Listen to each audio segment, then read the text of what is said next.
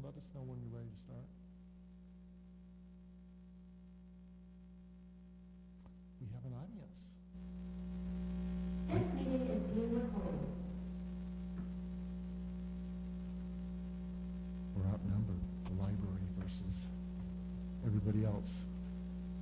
I think the library has the a monopoly on the audience.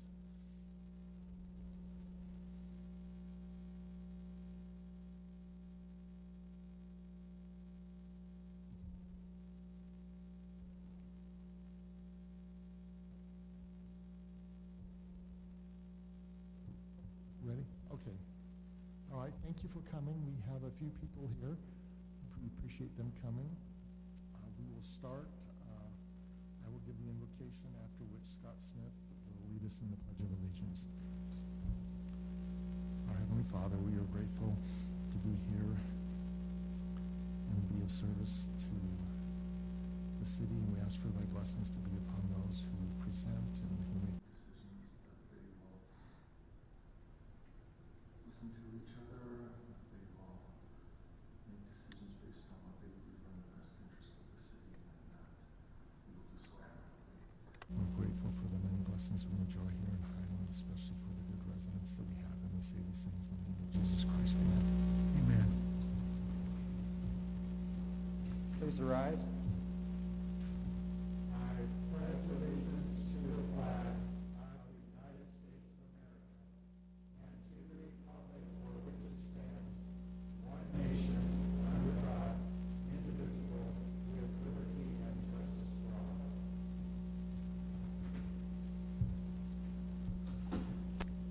We will open our meeting as usual with public comments. Is anyone here in the audience that would like to speak on an item that is not on the agenda? Aaron, do we have anyone online? Our Zoom participants are staff members, and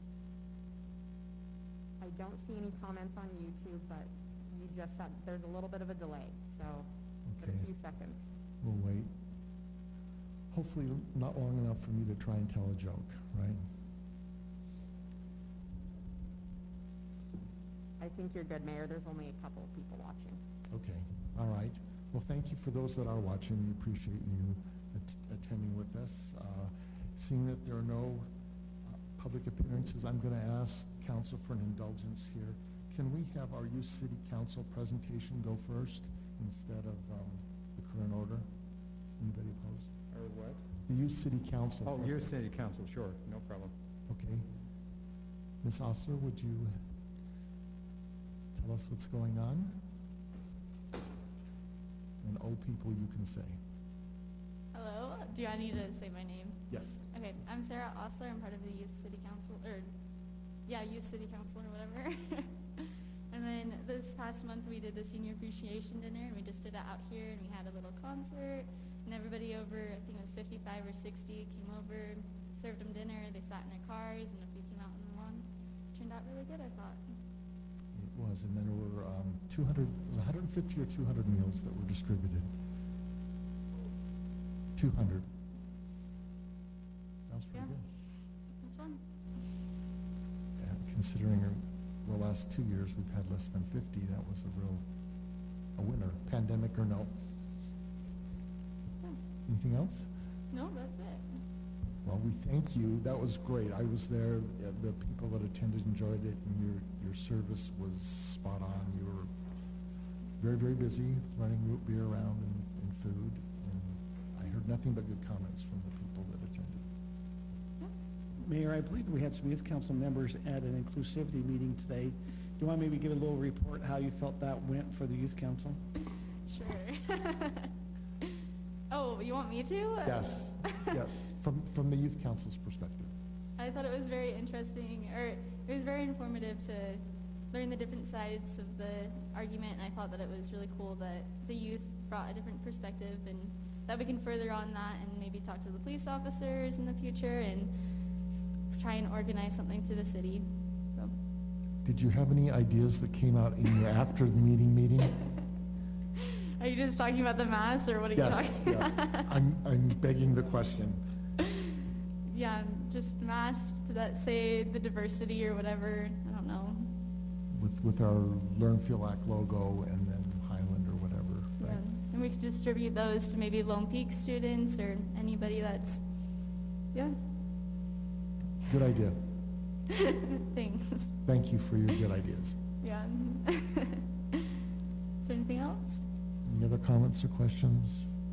I think that maybe just kind of, what they're saying is that the diversity inclusivity meeting was, they had came up with a theme a couple months ago, learn, act, feel.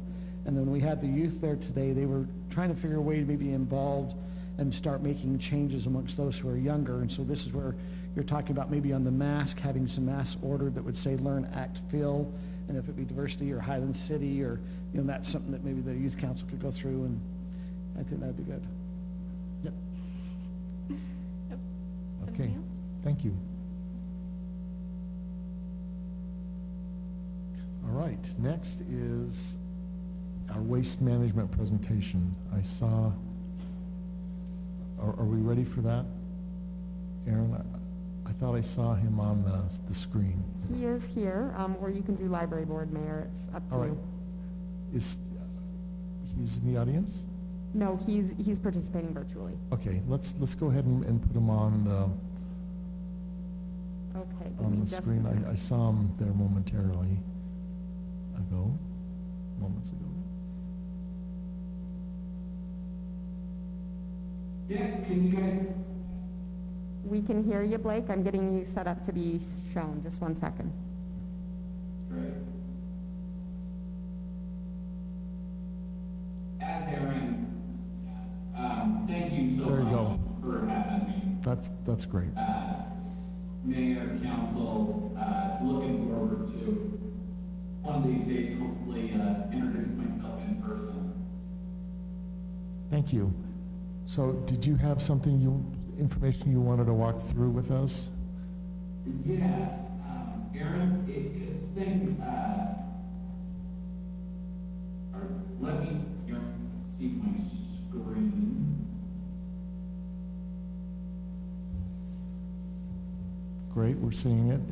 Or is that you, Aaron? Nope, that's Blake. You've got it. Blake, you've got it. All set? Yep. Well, right, there's, a little bit of a delay, so I can hear myself, but I've done enough of these that I think I can probably work through it. Like I had mentioned, first and foremost, thank you for having me. Today, I wanted to talk to you about the program, how it's going, the trends overseas, seeing the market, and really the future of recycling, and any questions that Mayor and Council you may have. Does that work for everybody? Yep. Great. So, first and foremost, I want to show you, through July and August, these numbers are a little bit skewed. Effective in July, we started up a new materials recovery facility. For those of you that don't know what that is, that's a recycling facility. It's the most state-of-the-art recycling facility in the United States, and it came online in July. So when you look at your MSW, that's trash numbers versus recycling, you'll see those continue to take up exponentially. And so just from July to August, and September's numbers will come out next week, you'll see another jump, 10 to 15% as we continue to dial that facility. So these are good numbers as we continue to trend, and as long as we continue to see those numbers continue to go up. But as we talk about that, those numbers low, but just your impact in August alone, for what you recycle, diverting that so it didn't have to be manufactured, you saved 740 trees, 133 cubic yards of landfill air waste, 170,000 electricity, which can power 15 homes annually. The emission gas, but the big number is the 182,000 gallons of water that you prevented from being utilized by your recycling efforts. So the city should be commended, and we look to see that continue to grow. So why use single recycling? Single stream is what you've always been accustomed to, at least for the past 10 years. It's really all about, getting everything into one container, making it easier, having everything go into one cart, and gathering all of that participation. Now, that being said, we're seeing, here's your acceptable materials, and it's really your basics. Your cardboard, your paper, your plastic bottles, and your metal containers. The reason I show the acceptable materials is we see this across the board, not just with Highland, but your common contaminants, the plastic bags, the, liquid still in containers. And we see everything. I mean, an actual picture from last year, I'll show you on the next slide. We see satellite dishes, full engine, an actual kitchen sink. And you'll notice the plastic bags that actually gum up our system. So we continue to educate the residents to show the do's and don'ts of recycling. And the reason this is so important is the current state of the market. Over the past 2 years, what's happened is China used to take everything as recycling material, and now they've really scaled that back, and virtually nothing goes to China, and that material has to be so clean to make that a commodity that we're able to sell to the open market. Now, with all that being said, what happens is now that material has to be so clean, and we're actually having to pay to dispose a lot of that as trash because there's not a market for certain materials. Now, the good behind these new mandates, our primary goal is to move materials. We found outlets through domestic buyers.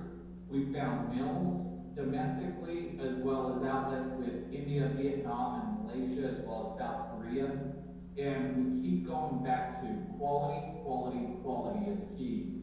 And just over this past year, one of the exciting factors is, here in Utah, we actually kept more materials that we sent out domestically. It was 52% domestically versus 48% overseas. So that's a great factor, so it cuts down on that transportation time. So, and be very brief, I don't want to go over too much, but before I go back to getting back to the basics of good recycling and what that looks like, is there any questions at this point?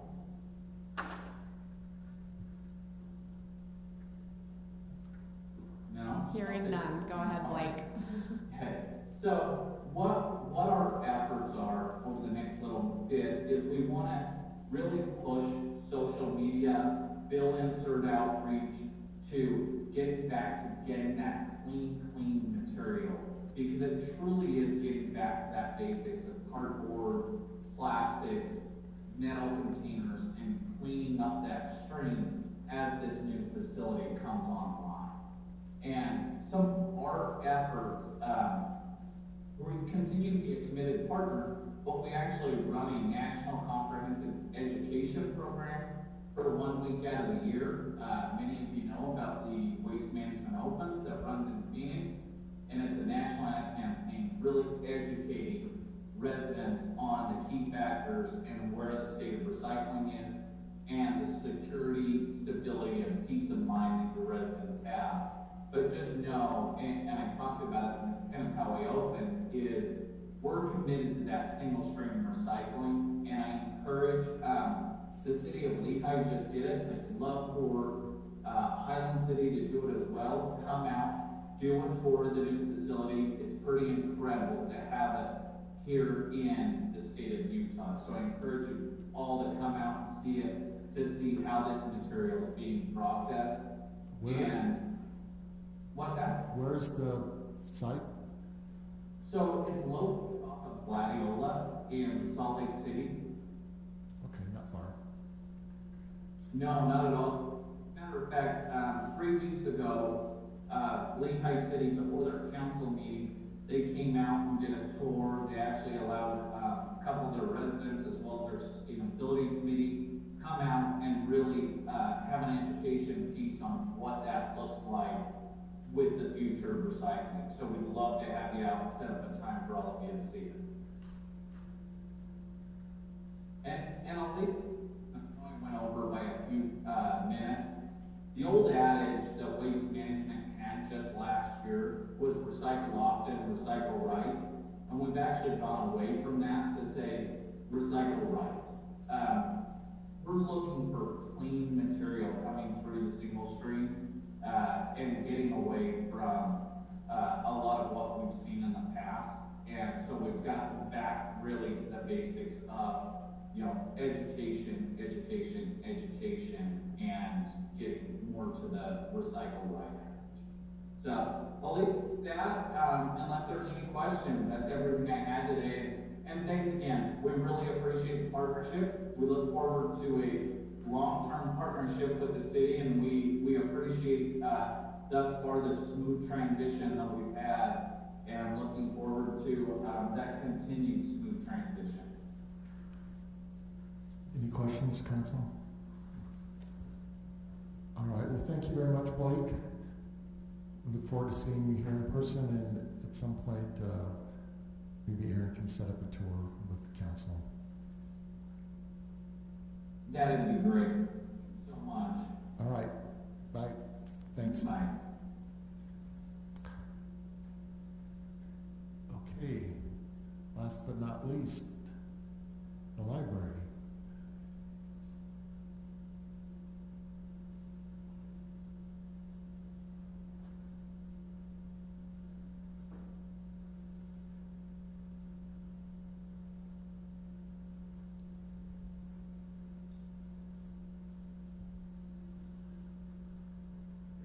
Greetings. Can you state your name? Sorry. If the light is on, the mic's on. Green light. If it's shining, it's good. Hit it one more time, Roger. Green light. The bright green. Ah. Oh, now it's greener. Yeah. Good. Thank you. It's good to be here. I'm Roger Dixon, and I serve as the chair of the Highland City Library Board. As you know, the Library Board operates under the direction of the City Council and is governed by the Utah State and Highland City municipal codes. I would like the board members who are present to stand so you can recognize who they are. And also our librarian, Donna, don't be shy. She's standing. There she is, thank you. And Kim? Kim, please. Thank you very much. We'll be glad to take questions at the end of the presentation. If you have questions for clarification during the presentation, please don't hesitate to put them forward, and we'll do our best to answer them. In making this report, we are compliant with the Utah State Code and our own bylaws. The report will cover the following items: library conditions and materials, library operations and statistics, library finances, library board activities, and then at the end we have an overview of the current long-range strategic plan. Well, we could say we've had a great year. If by great we say it has been filled with unexpected challenges and opportunities for learning and growth. This year the board had the benefit and guidance of Aaron Wells from the city staff, and Kim Rodella, of course, represents the city council on the library board. Thank you, Kim and Aaron. And at this time, I'd also like to thank my wife for her support of me. As you can see, she is here when I'm sure she might wish she were elsewhere, but she's being a good sport about it. Actually, I don't need to explain the events that make this year as unique as any in memory. But I will note that the Highland City Library staff have performed excellently in the circumstances given.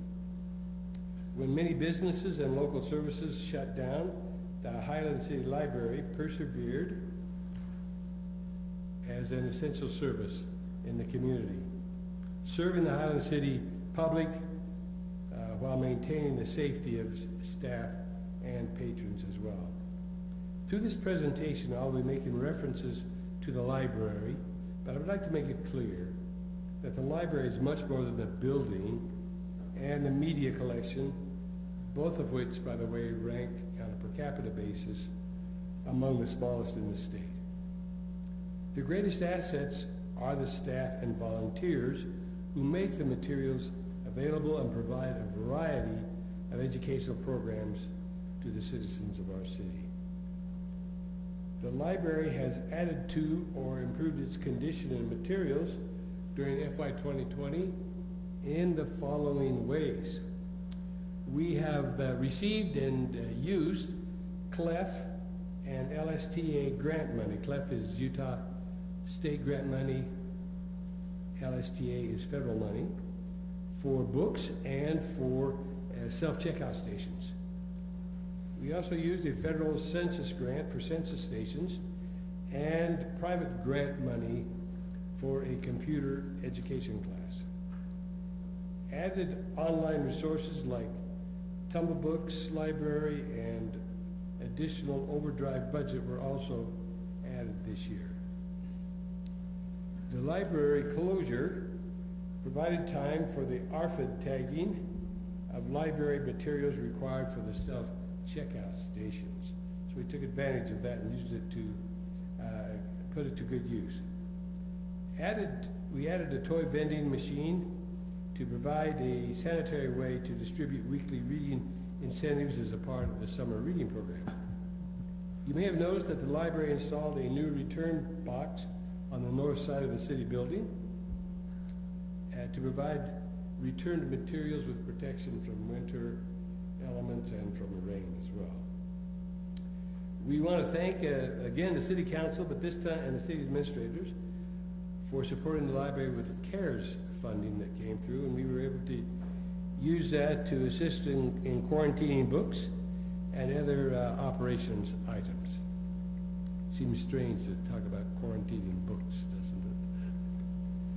Perhaps the greatest impact this year was to the operation of the library. A curbside pickup program was implemented days after the City Council and Mayor asked for the library to close. This includes items checked out over to 120 families in the first 2 weeks, over 600 items checked out in that short period. Before the library began to accept returns again in May, there were over 13,000 items checked out in the Highland community, which we believe supported families in this time when they were surely looking for things to do and to entertain their families and to maintain their sanity. Library programming was continued by moving many programs online through the library YouTube channel, which through the website page or the web page and through social media. The introduction of self-checkout stands allow patrons more privacy, and they free the library staff to do other service-oriented tasks. The library returned to full service on June 15, only 2.5 months after the COVID-19 closure was mandated. There are still many libraries in the state working under reduced hours and restricting patron access to library resources. Roger, can I add something there? Please. I think we were one of the only, if not the only, library in the county that never really closed in terms of servicing the residents. Most of the libraries just flat out closed, whereas we and Donna and you worked to have the library servicing our community, and you were an example to the rest of the libraries in the county, so thank you. Well, thank you for mentioning that. Yes. To allow for physical distancing, many summer library programs were moved to the City Center Meadows Park. It's just south of this complex. The library participated in the pandemic-adjusted Highland Fling with the A Day in Wizarding School family program, a used book sale hosted by the Friends of the Library, and a float in a reverse parade. And since I just mentioned in passing the Friends, I'd like to say more about that. The Friends have become a great support. They're getting well organized. They are well organized. They've raised funds for a number of projects in the library, and they work closely with the library staff. And that's been a great help, I think, to keeping things going. As I mentioned earlier, the City Council and City Administrators, in supporting the library, we thank them for supporting the library with the CARES Act funding. Library operations were made safer and more efficient by making space available for better distancing among the staff. And that's important because they are in their workstations for fairly long hours, and to have them socially distanced is an important advantage.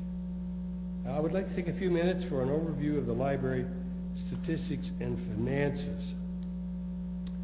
Here's some more interesting statistics about library service during FY 2020. The library materials and programs have been available to Highland City Public all but 2 weeks. You got that right? All but 2 weeks when we were closed but still offering services remotely, you might say. About 60,000 physical items were checked out to almost 3,000 families since March. About 14 videos of YouTube programs were created by library staff with well over 2,200 views by library patrons. Now here's a good number, 27,702 electronic items were checked out by library patrons. And that's virtually the same number as 2019. So that was an important service because we were able to maintain that at the same level. You can see more comprehensive statistics in the library's annual statistical report that I believe has been provided to you. And of course, all these services are made possible through the financial support from the City Council and then, of course, from the community ultimately. Here's a simplified summary of the library's revenue and expenditures.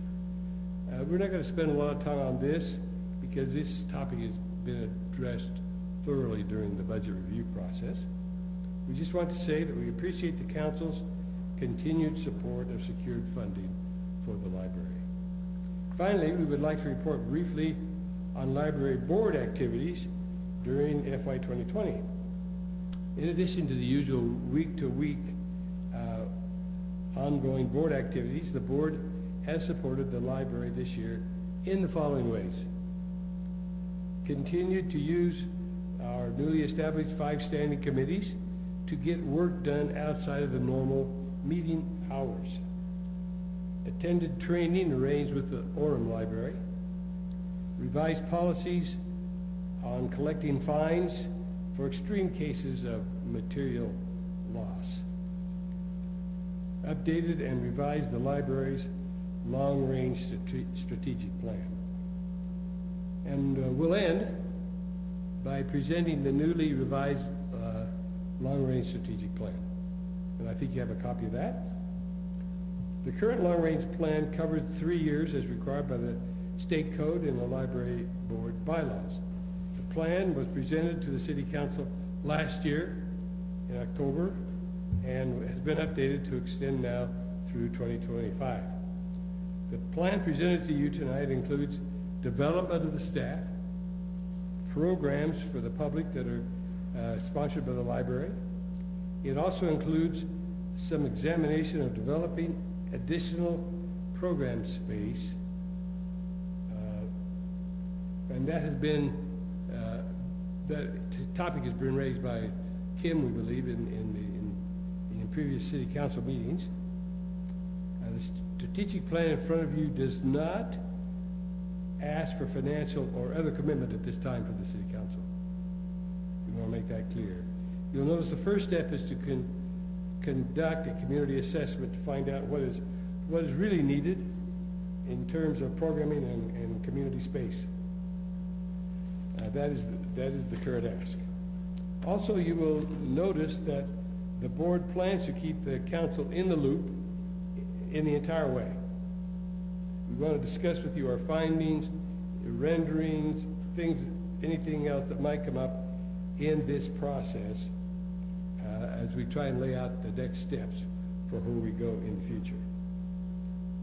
The current long-range plan definitely supports the library's mission statement to provide access to Highland residents on a broad range of services and library programs.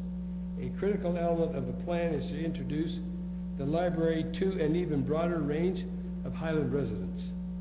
Other planned efforts include introducing the citizens of Cedar Hills and Alpine, and maybe in reintroducing might be appropriate term in some cases, but to the benefits, the cultural benefits, and other benefits, and preparing them to see if there's some way that we can meet some of their needs with the growth of our library.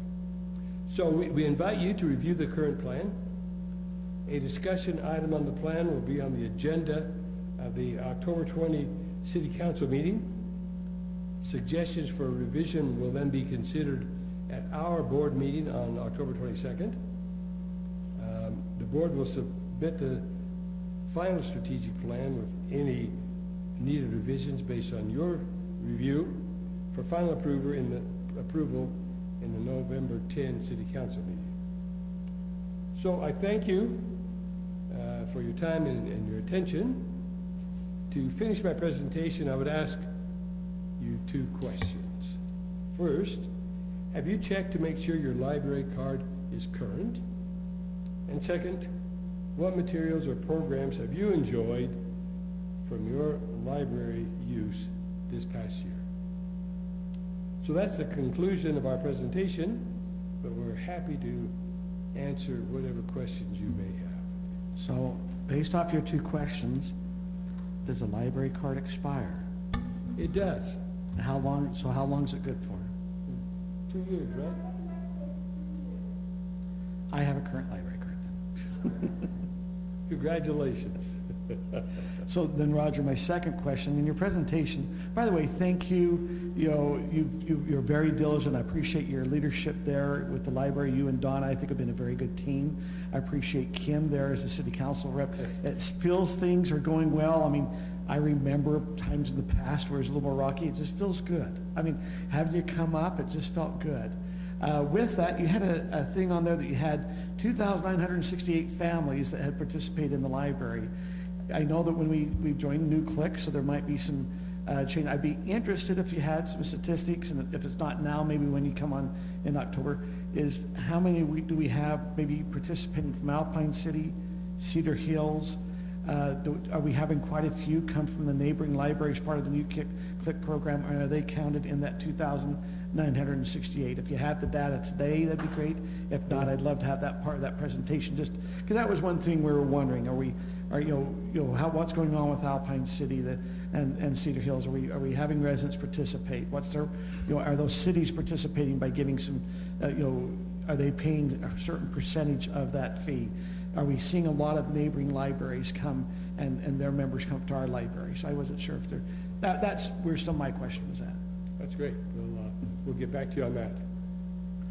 So an adjacent question, and I'd like to echo what Councilman Osler said. I really appreciate all the work that's gone into in the library in the last 2 or 3 years. I think it's really upgraded in many ways, and I appreciate that. But adjacent question is now that we're members of New Click, a lot of our citizens go to other libraries as well. I don't know if there's any way we can get statistics on that, but since we're kind of one big co-op now, yeah. I think, did Saratoga Springs withdrew from New Click though, I think, if I remember correctly. Yes. But, our residents using the Lehigh Library, the American Fork Library, it'd be interesting if there's any way to know that, because it opens up opportunities. Great, that's noted, and we'll certainly get back to you on that. Anything else? Shy, having it back to you. I have a question. On these benchmarks for 2020, the bottom looks like, are those national numbers or just Utah numbers? Where it gives, no, because that's 10th percentile. None of these are per capita. Those are all per capita.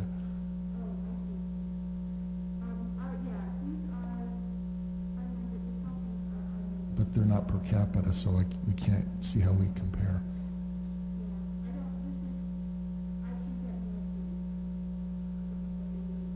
Okay, I would just pass that on as feedback, that if you have the comparators below in per capita and then your number's on top and they're not, then I don't know how we judge where we are.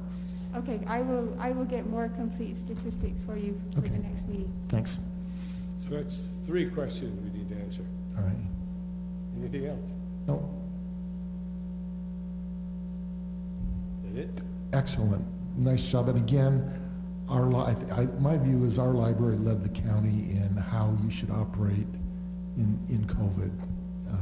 So congratulations for being leaders. Well, thank you, and thank you for your leadership and that of the other council members. We appreciate your support very much. And I agree. It's a different feeling walking up here than a couple of years ago, isn't it? Thank you very much. Yes. Okay. Again, I really, really appreciate what they did during COVID, because I think it helped our residents who needed and wanted those services and our kids, so I think that's awesome. All right, we have consent items. We have 2 items on the consent schedule. Action, approval of meeting minutes from our work session on September 8th and our council meeting on September 15th. And then an action item on Millhaven Development is requesting final plat approval for a 10-lot subdivision. The property is approximately 10.21 acres and is located at 6,000 West Evergreen Way. Mayor, I'd like to pull 3B for discussion. Okay. Is there a motion on 3A?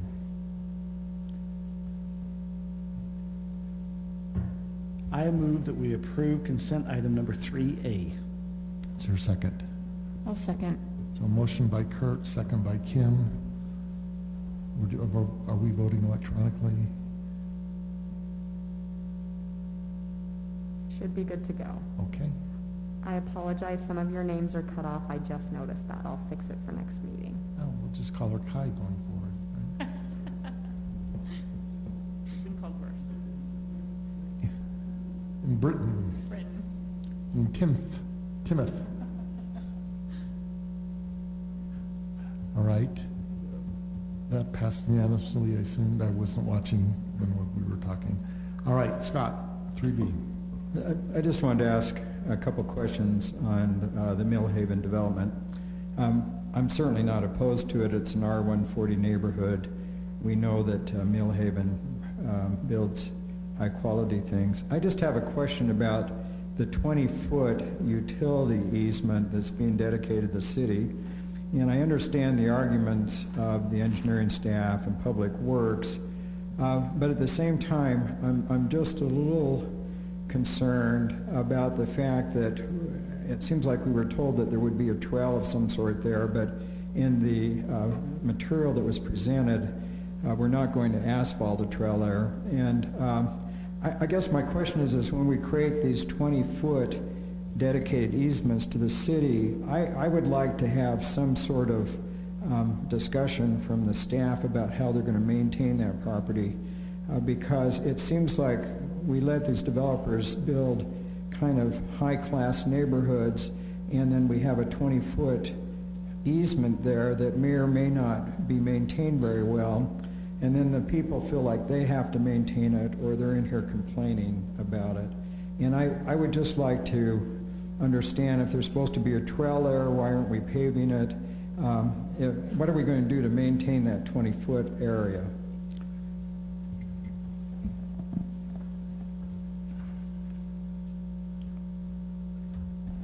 So, Mayor, Council, the coordination that has gone back and forth with the developer, that will be a 10-foot paved trail with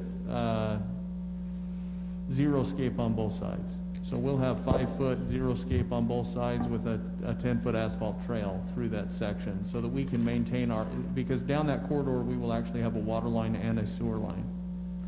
Where's the trail going? It's just connecting the roads between one and the other. That's it. No, I mean, so we build a little trail there in the easement. Where's the trail going? It connects to connects the both No, roads. I understand. Okay, is it only in this subdivision? Does it connect to another trail system? No, it just connects the sidewalks with the 2 subdivisions. But That's it does connect to sidewalks. Yes. Yeah. So down in the corner, so down in the very bottom corner where her mouse is, right there is a road. It is 11,350. So basically that trail will connect to the sidewalk right there. And then it will connect to the sidewalk in their subdivision. So what you're saying is there is no sidewalk on the side. It's the trail that's on the side to help them. So they'll have sidewalks up in the front of their home. They can hit that trail to go down to the sidewalk on 11,550. 11,350, yes. 350, okay. Yep. Okay, I think that's great. That clarifies my question. Okay. Anything you want to add as the developer?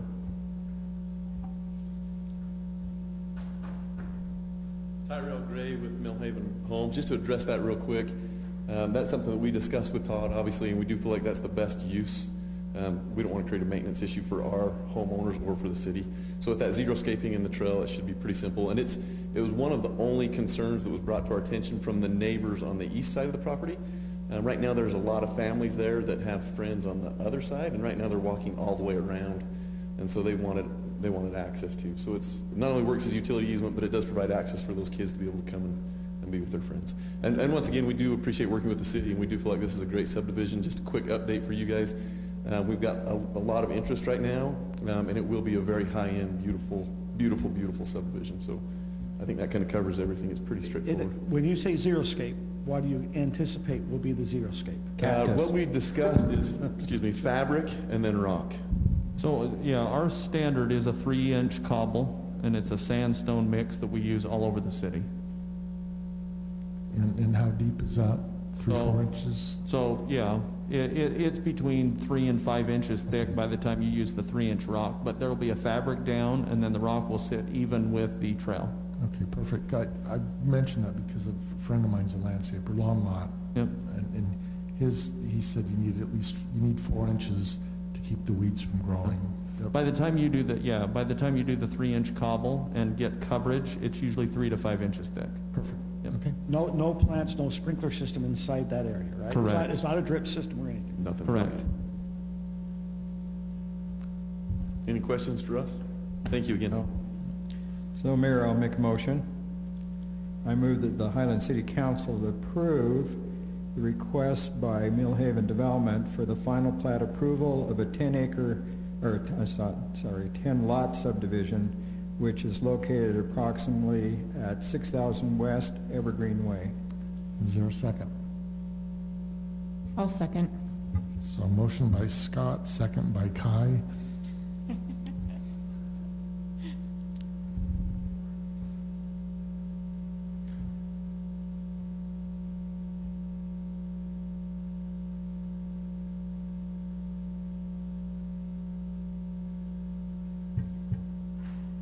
All right, that's approved unanimously.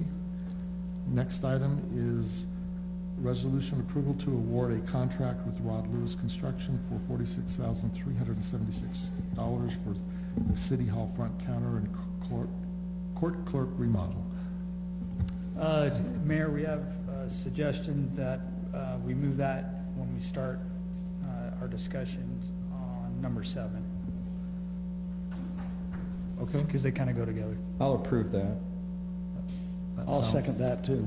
Okay, so next item is approval of the officer-involved critical incident protocol. I assume that's Brian. Thank you.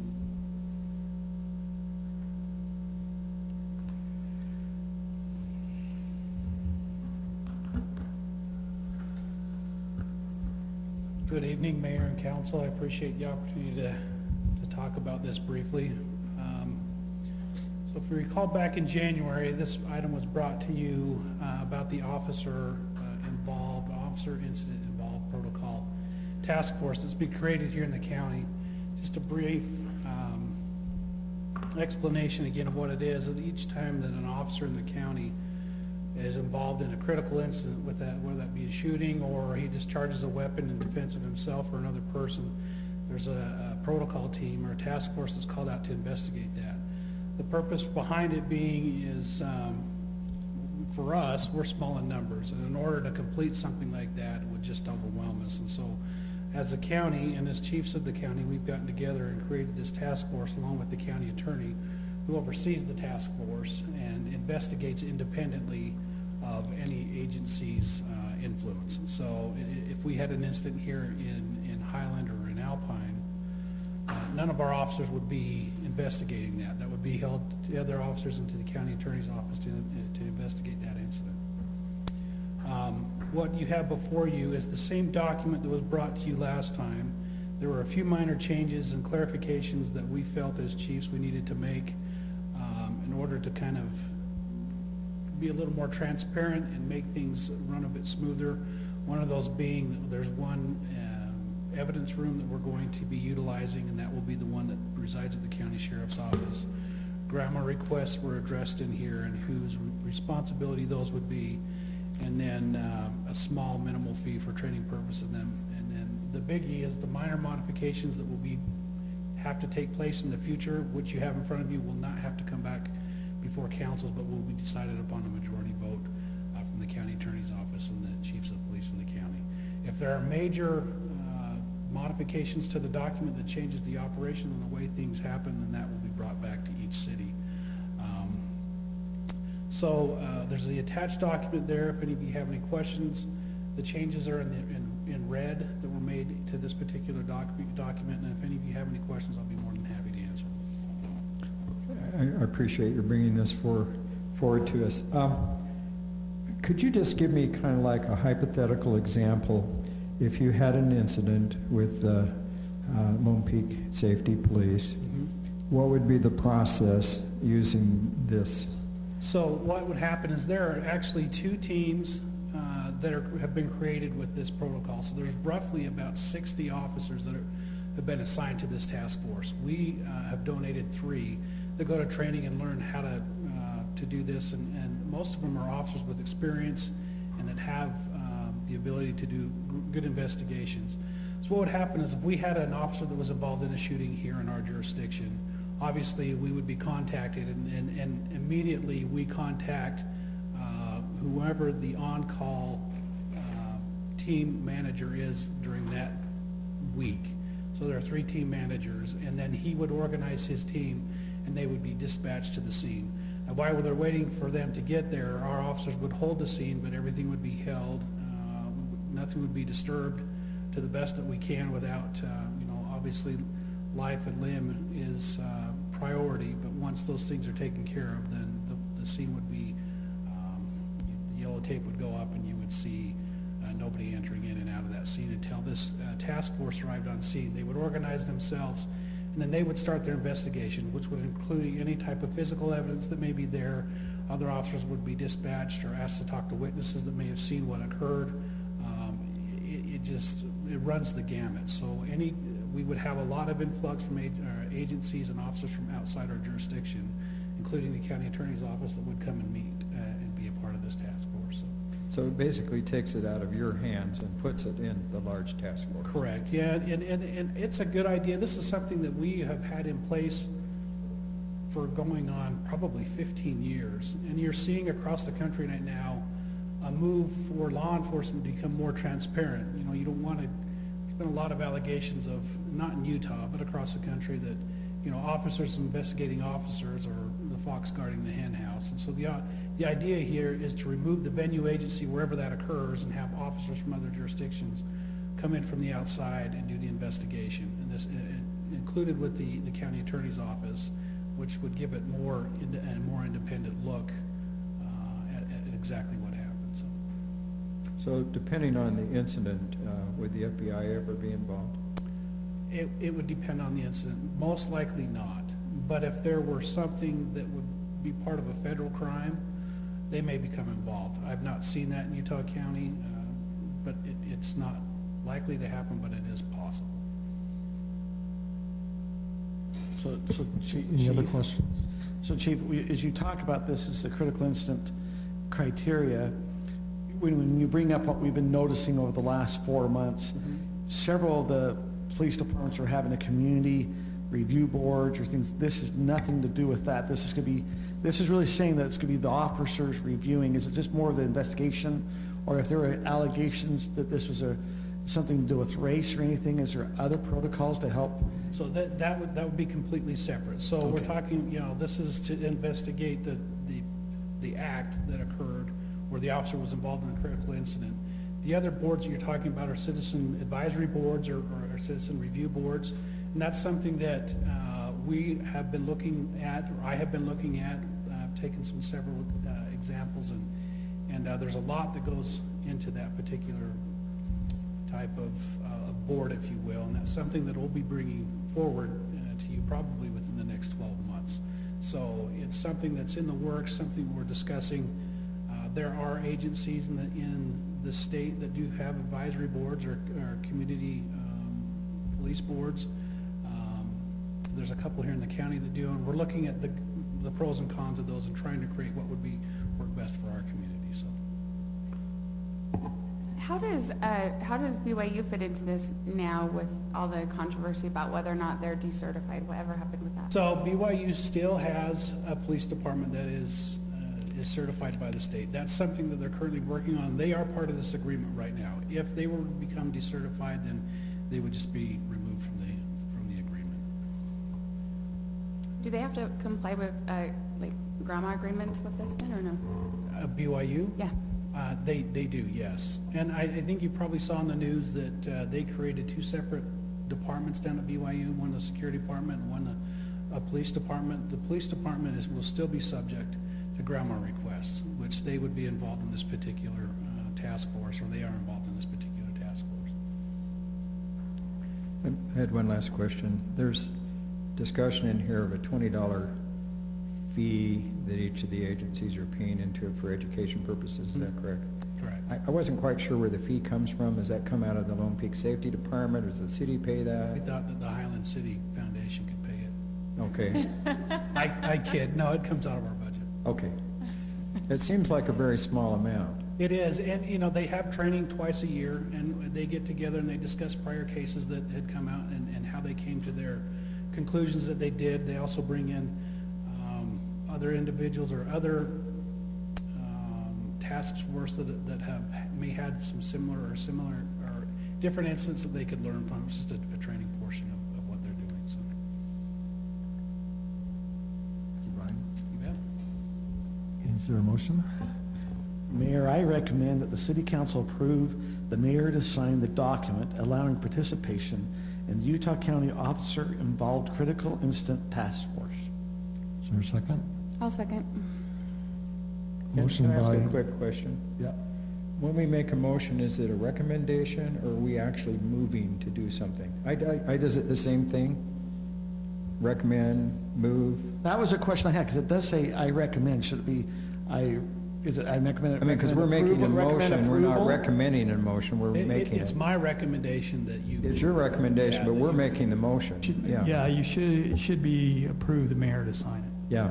So I will now amend it. I approve that the city, I moved. approve that the mayor to sign the document allowing participation in the Utah County Involved Critical Incident Task Force. I'll second. By Brittany.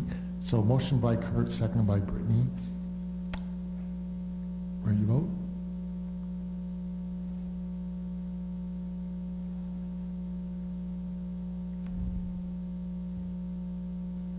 Sorry, Brittany, I should have said Britain.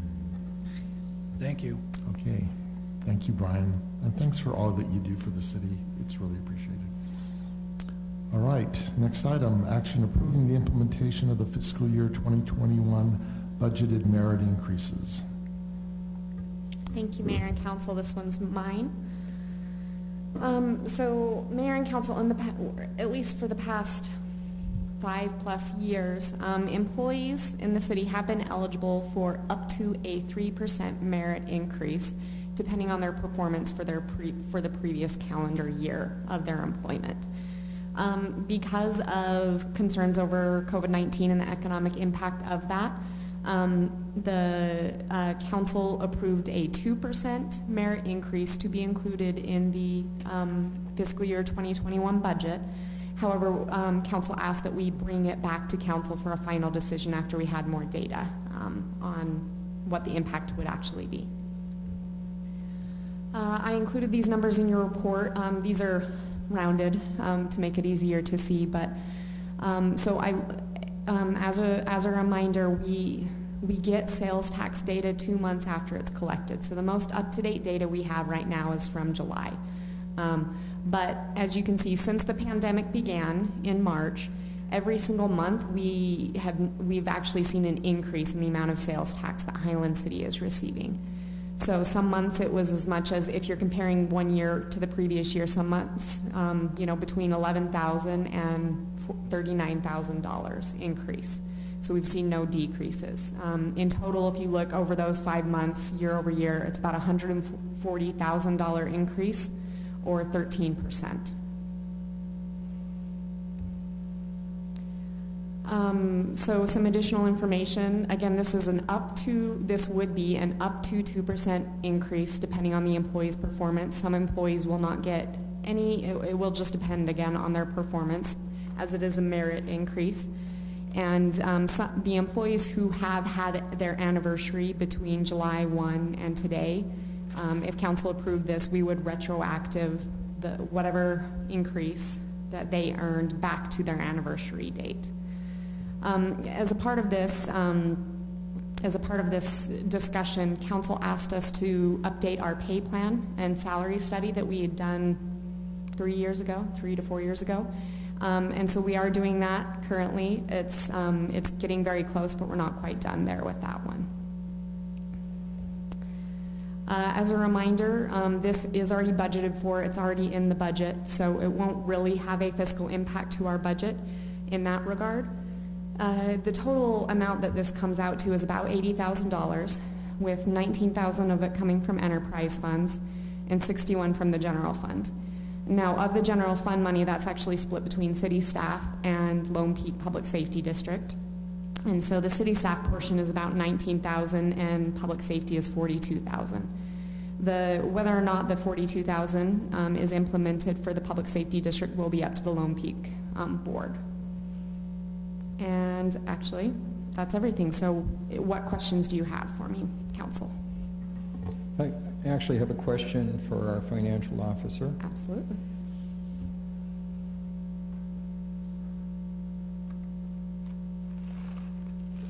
So I think it's wonderful that we've had much more sales tax come in than we anticipated. Do you know what percentage of that sales tax is considered to be direct sales tax from businesses in Highland, and how much is coming from the shared sales tax that comes from the state in adjacent areas? Do you have any idea how much? I don't. That's a good question, and get that back for you. Yeah, I'm real curious at that, because in the recent past, about 25% of the sales tax we collect is probably directly in the city. It used to be more, but we get a lot of shared. I was just curious because it seems like there were several businesses in the city that have been incredibly busy during the COVID. And so it'd be nice to know statistically how well we're doing. Yeah, I think that's a really good question. It would be interesting to see what the ratio is pre-COVID versus post-COVID, and that would be an indicator that for the kind of environment we're in now, what we've been doing historically is good. Right. It's more resilient than. So if our percentage of local went up significantly, that would mean,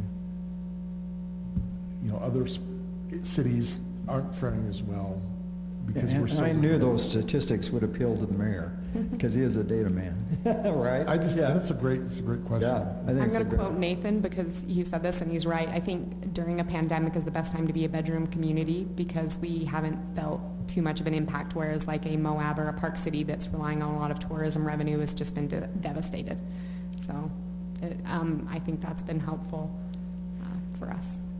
So I'd just like to make a comment. I'm 100% supportive of the 2% merit. I talked about that when we talked about it back in June. I think our staff does a really good job. And I've been kind of really disappointed that there's been so much turnover in the staff, because it would be nice to make sure that we're compensating people enough to keeping high-quality staff here. Because I think in the 7, 8 years I've been on the council, I guess 6, 7 years, but that I think right now the staff's as good as I've ever seen it. And it'd be nice to incentivize people to stay if we could. So I support the merit increase. Thank you, Councilmember Smith. You know, when we get to the motion part of this, I would ask if you could include a recommendation to the Public Safety Board to approve the raise, the merit increase for the public safety departments. Because that will be done with a board vote. And if we had the council saying we support it for our direct employees and also for the public safety employees, that would be nice. Any other discussion? I don't know if it's a discussion as much as a comment. You know, I think I want to also appreciate the staff. But, you know, I feel like they all do a great job. They're all performing well. You know, Scott, I think you bring up some good concerns about, you know, some turnover. You know, I think if we understand why the staff is turning over, if it's, you know, based upon, is it a wage base? Is it employment environment? You know, my understanding, and I've always felt personally, it's good sometimes to have some turnover. I think it's healthy. You know, there's two sides of it. Sometimes I'll let you know if they're leaving a little bit because of wage. I'll let you know you're not overpaying. You know, but at the same time, I think when I look at some of the staff that's left, I would assume some is because of some things that changed in their life. At least, you know, when I'm looking at some of the big ones, I'm not sure it was always wage-based, but I don't think it was also, you know, maybe one was environment that was, you know, but it's not dealing with individuals, but maybe with a specific job situation on that. But I do feel like the staff are doing a great job. I think we've got a good core staff, and so I appreciate them, and I also support this going forward. So in that respect, we've had 2 of the people who've left in the last year talk to us and say, we wish we'd have stayed. So that says something, that they're someplace else now, and they appreciate, and they would come back if they could. That's a good thing. Now, your point about turnover is sometimes good. It actually created some opportunities for existing employees to move up and change. So, and then we've picked up some good employees as well. And just as an FYI, I met Tara's replacement yesterday, and I think we did really, really well there too. So we've done Nathan and staff do an excellent job of hiring. I just want to say I'm in agreement with this also, and also to make sure that we fund it retroactively as well, just to make sure that they get their full 2% merit increase. I know back when we talked about this, that we looked into doing a third-party evaluation of staff salary and also public safety, and I just wanted to get an update on that.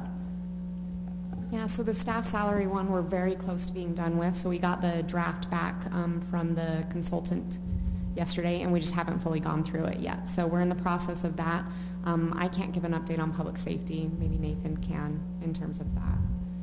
We got 2 drafts today, and those are under review.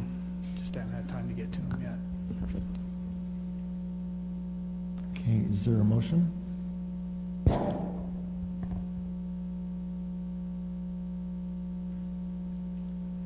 I'll make the motion. All right. I move that the City Council approve the implementation of the fiscal year 21 employee merit increases and make a recommendation to the Public Safety Board that they make similar merit increases for the public safety. I second it. Motion by Scott, second by Timothy.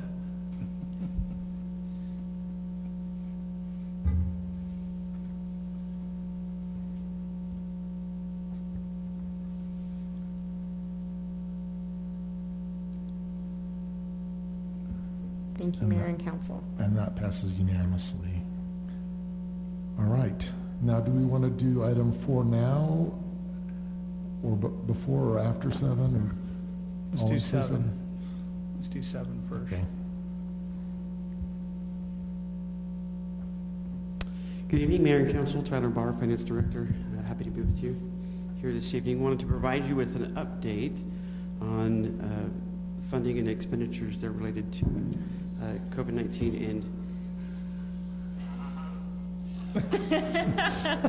He's bored already. He's watching the game. There's everybody Reds Raymond. it's football weekend, Tuesday and Wednesday, so there shouldn't be anything going on.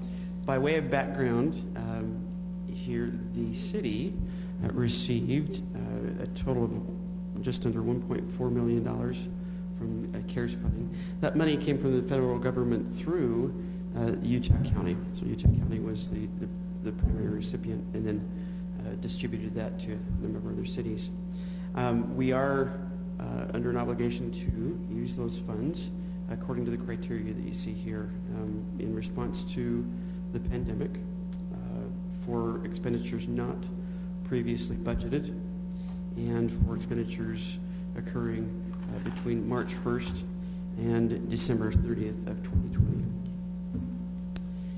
So, by way of review here are some of the expenditures that have already occurred or were obligated to up to this point. Many of these you've already seen as we brought those to you for consideration. So just under $900,000. And we have a number of plans underway. Here you see that just under $500,000 is either planned, not yet spent, or then is remaining to be allocated. Note that there are a couple of items on that list that are in support of expenditures that have already occurred or that we're committed to with the PPE and restroom site preparation.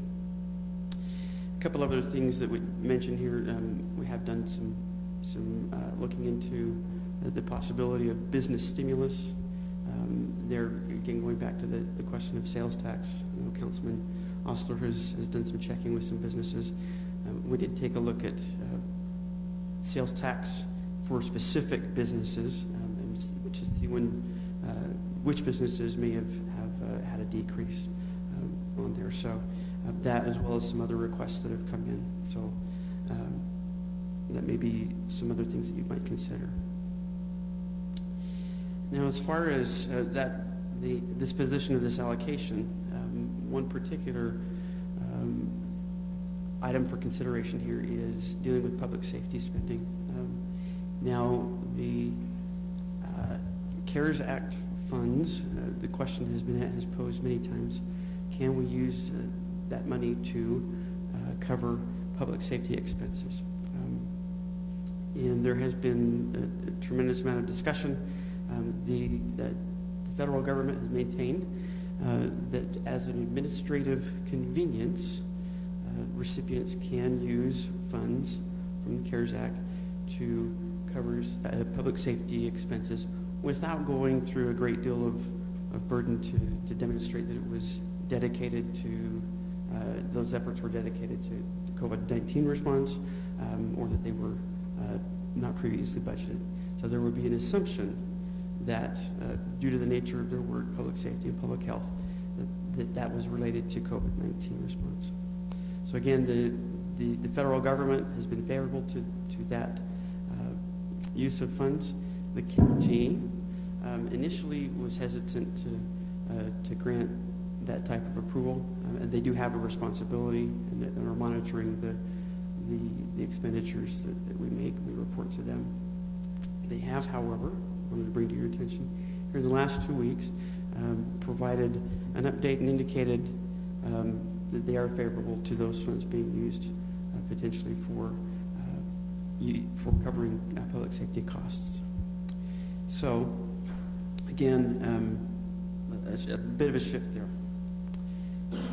So we have at this point upwards of $500,000 around 400 by the time we do the PPE and the restroom preparation. Remaining CARES Act funds may be allocated to public safety, freeing up funds that were budgeted for public safety to be allocated elsewhere. Keep in mind that funds must be spent or encumbered by November 2nd. So here we do make the assumption, of course, that we want to make use of these funds here in Highland. It's an opportunity here to be a benefit to our community. And we're seeking your guidance on if staff should pursue the spending plan that had been previously outlined, or instead divert and use funds to cover public safety expenses here in the near term over the period that's designated, March 1st to the end of this calendar year, and then have the budget savings available to reallocate elsewhere here in the near future. I have a couple comments about that. First off, I appreciate that previous slide because I understand the smiley faces, so thank you. That was helpful for me personally. Well, it's not numbers. Yes, I understand that. Thank you. No math. Yeah. Yeah, so I'm the one who requested that we move number 4 down and discuss it now, because I think that with the freeing up of some of those funds, I think it makes sense to talk about if doing that front counter is a priority now that there's other ways we can use those funds. And I just would like to revisit the idea of if we want to close off our front counter that way. So that's kind of why I wanted to move item 4 down and discuss it now. So before we discuss item 4, though, I'd like to ask a question. So I'm unclear. I mean, it seems like we want to use the remainder, the 1.3+ million, and help pay off or compensate some public safety costs. But I don't understand how much you're talking about. Are you talking about $400,000? Yes. So the policy change that the county made, and I understand that. I just allow us to do that, and then that whatever money we give to public safety gets freed up out of our general fund. So we could use that extra 400,000 towards Whatever. other items of operation and maintenance, whatever we want. Whatever, so that de-restricts the remaining money. Correct. I guess That's one way to look at, I know that the Lone Peak Public Safety has talked about that they feel like they need another ambulance. Now, I know they're looking and seeking other funds. I mean, there's a lot of things. I think if we do move the 400,000 and keep it in our budget, it allows us to have a little bit of flexibility what we decide is important to use it for. Yes. So I think for me, critical is that we get the restrooms for the parks. Does this eliminate this? This does not. I'm a little confused. This does not. No, the 400,000 would be after the parks, the restrooms, including the preparation. On the previous slide, okay. Yes. Now, there was a discussion, so the city gave me a list of maybe some businesses to look at in Highland, and so I did take an opportunity to call some that we were maybe worried about that their businesses maybe went down. I'd like to report most of the businesses that the list they gave, a lot of them had maybe had a couple down months, but it picked up. Some had said that they're doing much better. They felt very lucky. There were a couple businesses, I want to be sensitive by not saying their name unless we, these businesses are down 50. There's 2 businesses, they're down 50%. They are behind with their landlord in rent. The landlord has done a rent deferment instead of rent forgiveness. The deferment means, hey, if you had rent due in March and April or May, they will defer that rent to another time. But in speaking of these 2 businesses, they were nervous because they're still down 50% because their business relied upon business travel. It relied upon people going to church to doing certain things. Their business is down. And I did point them at this current time on September 2nd The county did open up some new funding, and so I gave them the website. I actually was on the line with one, walking through to make sure they knew how to apply for it. They can get up to $20,000.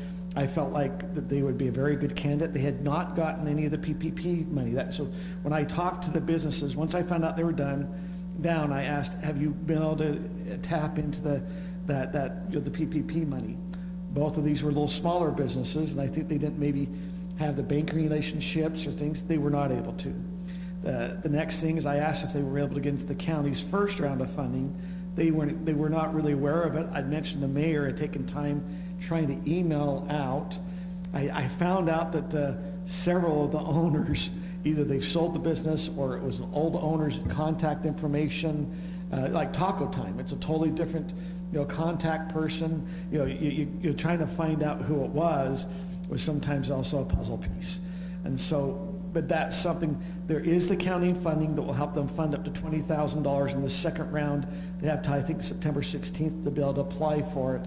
So the county's earmarked some money for businesses, but I do want to report back from those I was able to visit with. There are a couple that are struggling and understanding their business model. I can see that, yes, during this COVID, they would be struggling at this time. Not necessarily a recommendation we use the money there, but if there is something we wanted to be sensitive about, I think their businesses were doing well before, but now they are struggling.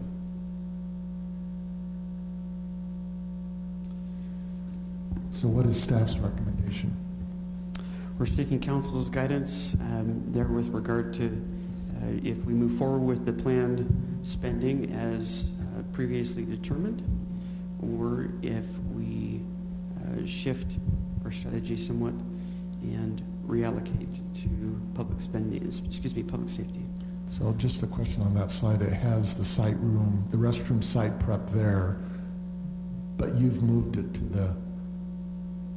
It would be necessary to... So the 402 remaining is exclusive of that restroom site prep. That got counted in another bucket, not the planned spending. We'd just like the restrooms to happen. Yeah. Yes, they are going to happen, absolutely. Okay. The 75,000 and the 10,000 for PPE are expenses we consider do need to occur. So that's not, the remaining is after those are paid. Correct. I have a question for council, just looking over this planned spending now that we have a different scenario of being able to kind of reallocate with the public safety and then, being able to reallocate some of this money towards other areas. Do we want to relook at public work, shower, laundry, furniture, library, sliding door, any of these other items? I have a question on $200,000 being spent on a shower laundry. I guess I need to, that's a lot of money for a shower and laundry, but maybe I don't understand what the great need is there. But I look at a laundry and I'm going, I don't know if they're adding on to a whole new building or just going in and adding some new tapping, and that's where some of the big money is going forth. Is that what you're talking about, Kim? Exactly. Is that now a priority for us, or now that we can use this money towards other things, can we put it towards other priorities? I would just offer a suggestion, okay? Even though we're doing this to get unrestricted money, I still feel like we're getting this money from the government to help mitigate COVID. And we're playing games to make it less restrictive. I think we should still target things that were COVID or public safety related. What I see this buying us is time, because we're under a time crunch. Whereas by doing this, now we've expanded our ability to think through things and come up with things that we think make sense. For example, a bathroom for the Mountain Ridge Park, right? A different kind of bathroom from Mountain Ridge Park than we would normally do. That would now be possible under this scenario where it wasn't before, because that money had to have been spent by the end of the year, which put an undue kind of pressure on us. So this is my personal view, is even though we're doing this, that we should really consider it. This is money that was provided to us for this purpose. We just now have it gives us an expanded time frame to consider projects. We don't have to rush through and do something in a hurry that, had we taken more time to consider, we might have thought of better. No, I mean, that's, I just don't know, okay, let's assume that we were using general funds for the shower laundry. I personally think we would have found another avenue instead of 200,000. Maybe we could have come up with a $50,000 avenue. I'm just worried that maybe the 200,000 is a bigger spend than what we would have done. I'm not saying the shower laundry might not be something we do. I'm just not sure we'd use that much of that money. Well, and it might be 200,000 because we're trying to be conservative because we're under a time crunch. And I can't speak to too much of the specifics, but in talking with Todd, so it would be at one of our water facilities. It just requires a really big retrofit. You're right. I mean, a washer and a dryer and a shower doesn't cost that much, but because of the huge retrofit that's required to make it work at that building, that's the big price tag. But you're right. I'm sure, Mayor, we've over budgeted just in case as well. So now we have time to be a little bit more thorough and get more exact estimates as to how much money, and it can go further, but I just my personal opinion, I think we should use it in general for the intent it was given to us. So I just had my question that kind of diverted the discussion some, but I'd like to return back to Councilwoman Bill's request that we look at item number 4 now on the agenda, which is the first item here, the front counter court clerk. Well, actually, the court clerk's been passed, but the front counter remodeling, are you going to present that, or? I believe that's Nathan. Nathan, who? We can try and fake it. Okay. Do you have Is that okay, Councilwoman Bills? Are we okay? I've read the staff report, so I will do my best. Nathan's here. We have option number 1. So, at the last council meeting, we presented some options. The council was concerned about turning it into a fortress and had a number of, and there was quite a bit of discussion on that. So there was 2 different options prepared. One of the challenges that we have with this counter is the length of it. And so there isn't an easy way to add glass if the council chose to, because we have to add some kind of structural support. We don't have the ability, we don't have, as you know, we don't have anything above due to the height of the ceilings to attach it to, so you have to provide some kind of structural support. So the best example, we spent quite a bit of time looking at different options. We looked at options of hanging things from the ceiling. We looked at restaurant options. We looked at hotel options. The best example from a municipal standpoint is the bottom right-hand corner, which is South Jordan. They have that opening in the middle there. That's actually covered up now, but that's what they do. I don't know if this addresses the council. I don't believe it does, based on the conversation that you have. But this would be flat and wouldn't have the zigzag that had before. But this would be flat and have the 2 doors that we've talked about. The other option is to look at basically placing 2 security. These would be locking doors. That would be the height of the counter on the, you can see the one area, and it'd be the same location in the bottom right-hand corner. You can see that. There wouldn't be any other glass or anything like that, but it would keep people from entering the staff area in the back without being let in. Those are the 2 options we came up with. That would be about $22,000 for that option. Probably be a little bit less because this one actually quotes a full-size door. We believe that it doesn't make much sense to do a full-size door for doing that, because you can't see through when people come and go. So it'd be a little bit less than that, probably not much less, because you're only saving material, really. So you still have to run power and things like that. I'm sorry, Nathan, you're saying the 21,909 does include the glass in front, or it Does not. It's only those little doors? Yep. On For both hold on, for sides. $21,000, we're adding 2 little doors. It'd be a little bit less than that because it includes those 2 full doors. You see those 2 full doors here? No, you And a can't see what I'm wall to pointing out. support the doors. And the right? walls to support the doors. So it's going to be less than that, so it won't exceed that amount. But this option without the glass is 21, is the 22. So we've talked to him about this. He just didn't have time to get the exact cost of this without the doors that high. But it didn't make any sense because you can't see through it, and I thought it would look kind of weird. But So what we're saying is each side is $10,000. It's $10,000 for one little door there, and $10,000 at the other side that are half doors.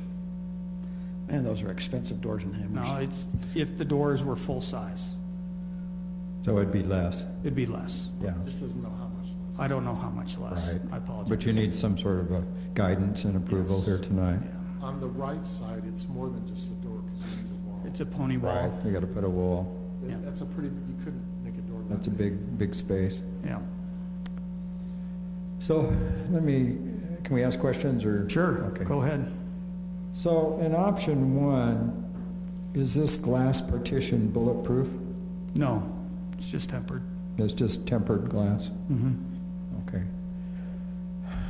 You know, I've really kind of struggled with this. Yeah, I mean, I made a lot of comments last time, and, you know, here I am, a physician, sitting on the council, and I want the city staff to be safe, certainly during this pandemic. And, you know, I support the plexiglass partitions and stuff they have now. We have them hanging from the ceiling in our office. And I understand concerns about safety, but where I struggle a lot is this. Hopefully within 6 months, those people that are willing to be vaccinated will be vaccinated and this pandemic will be over. The general feeling is this is once in 100 years pandemic, but it's always hard to predict the future. And as I've gone through it, and I'm kind of on the front lines, I'm in the hospital every day. In fact, I probably shouldn't admit this because probably everybody's afraid of me, but I mean, I was sitting next to the nurse that's taking care of the COVID patients in the hospital today as the mayor. But you know, I wear my mask, I wash my hands, I do social distancing. You know, I occasionally had to get in PPE when I work in the hospital. In my office, we had a young lady yesterday that I said, I can't do telemed, I need to see her. We didn't know for sure if she had COVID, so we all got into our gear and we sent her for a test. Still waiting for it. But so I'm kind of on the front line, and so I understand the safety part, I really do, and I don't want the staff to be infected. But where I have a problem with this whole coronavirus thing is I want to be cautious and careful, and I don't want anybody to be sick.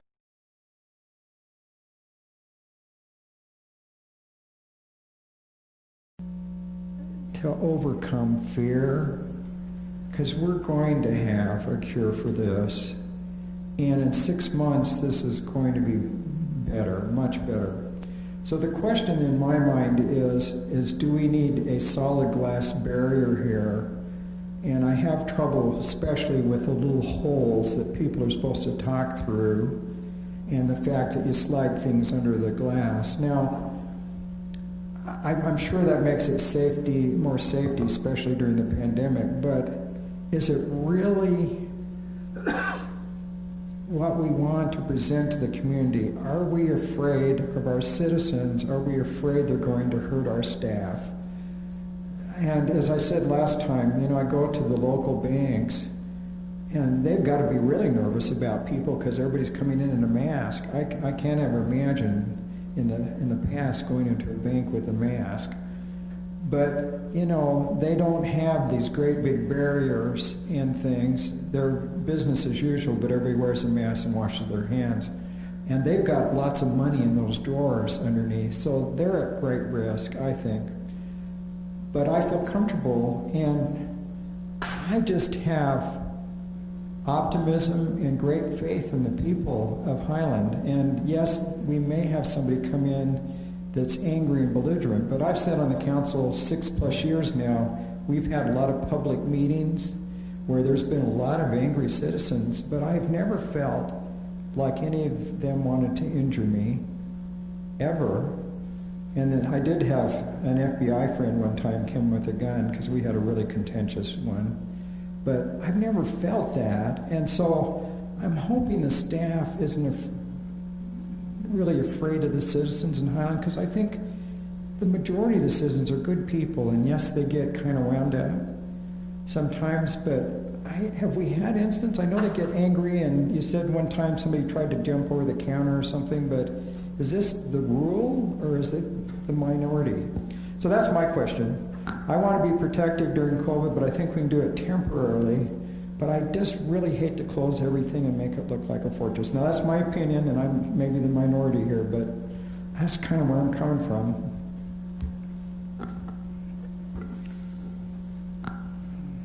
Ultimately, the decision's yours.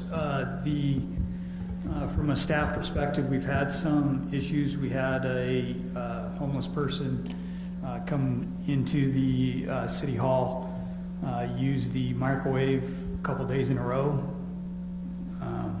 Hey, library staff said we could do it. And, we had to confront him a couple times. We've had altercations out here after council meetings where we've had to have a couple meetings where we've requested officers.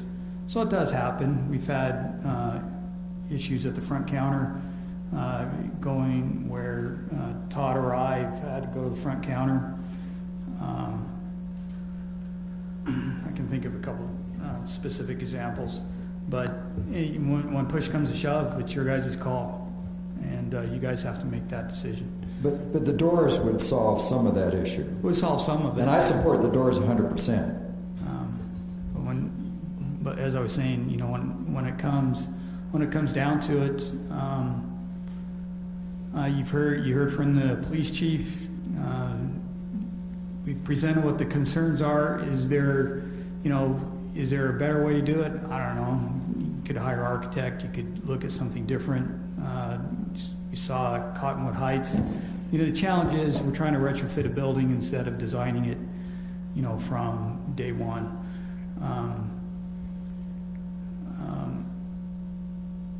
But this is why they pay you guys the big bucks to make these kind of decisions. Scott, I'm on board with you. I say no to glass, yes to doors. I also say no to shower and laundry. I also say absolutely yes to doors. I'm not a fan of the glass either. In all of those situations that you described, I can see why those are concerning to staff. You know, I would be concerned as well, but to me those aren't situations that even I mean, you wouldn't ever want something to happen, but those aren't situations where it seems like you were imminently in danger. Like they were definitely situations that you wanted addressed, but do those situations justify putting up a big barrier in between us and our residents? I'm not sure that they do, that you were in physical danger. Do you feel like you were in physical danger in those situations? You had staff members that did.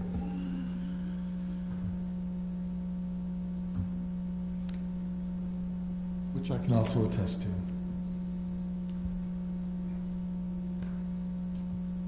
You know, full disclosure,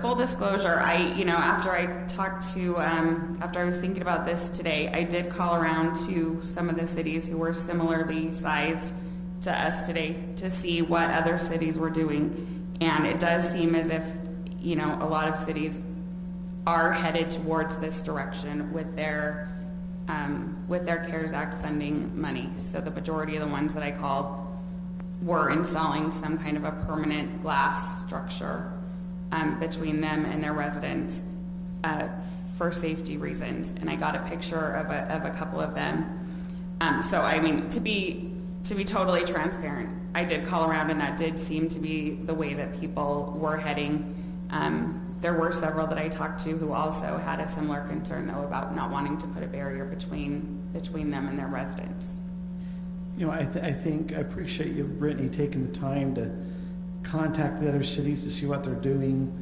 I personally think a lot of them are doing it because they're trying to spend CARES Acts. I don't think as a city that we would probably be really trying to do this if we didn't have the CARES Act money. So that's right. As Councilmember Smith talks about, this is a health concern. So let's first address the health concern. If it's a safety concern, it hadn't really been brought up before the CARES Act money. Maybe the city staff didn't feel like there was funding there. But it appears at this time we've got some barriers between us and the residents for the CARES Act. Even though they might be temporary, they can go down. Now, me and my daughter kind of battered back and forth on this afternoon. So what I did is I said, okay, we're going to open the window just a little bit, and I'm going to go outside and talk to you. And I want to see how your communication is. You know, and it sounds like a joke, but I also realized this is what we're asking. It's like you open your window a little bit, and they're inside, and you're out, and you're kind of talking. And my daughter says, I kept saying, "Can you hear me?" It was that barrier. And so for me, I'm concerned about a barrier in between. I recognize some safety concerns, but I'm not sure we've had, I've not heard that someone jumped over the counter, and I'm not waiting to see someone jump over the counter and saying, hey, now we have the concern, but I haven't read in the paper where this is a common occurrence happening. We hear about banks being robbed, but we don't see the banks also putting up great big barriers. Now, I understand when I go in a convenience store that they might have barriers because they're open 24 hours. I mean, I'm just looking at the places that place barriers between their customers. We're a people business, and I think this hurts us as being a people business. A couple of the cities that I talked to today who had already had their glass installed said that they had found that it was really difficult for their elderly residents to hear them when they were talking, and that also seemed like that would be a concern for us because a lot of the residents who come actually into the building are a little bit older. I have a question just to clarify something. Is the glass that we would be installing, would that be a permanent installation, or is that something that's removable? It's permanent? Yes, sir.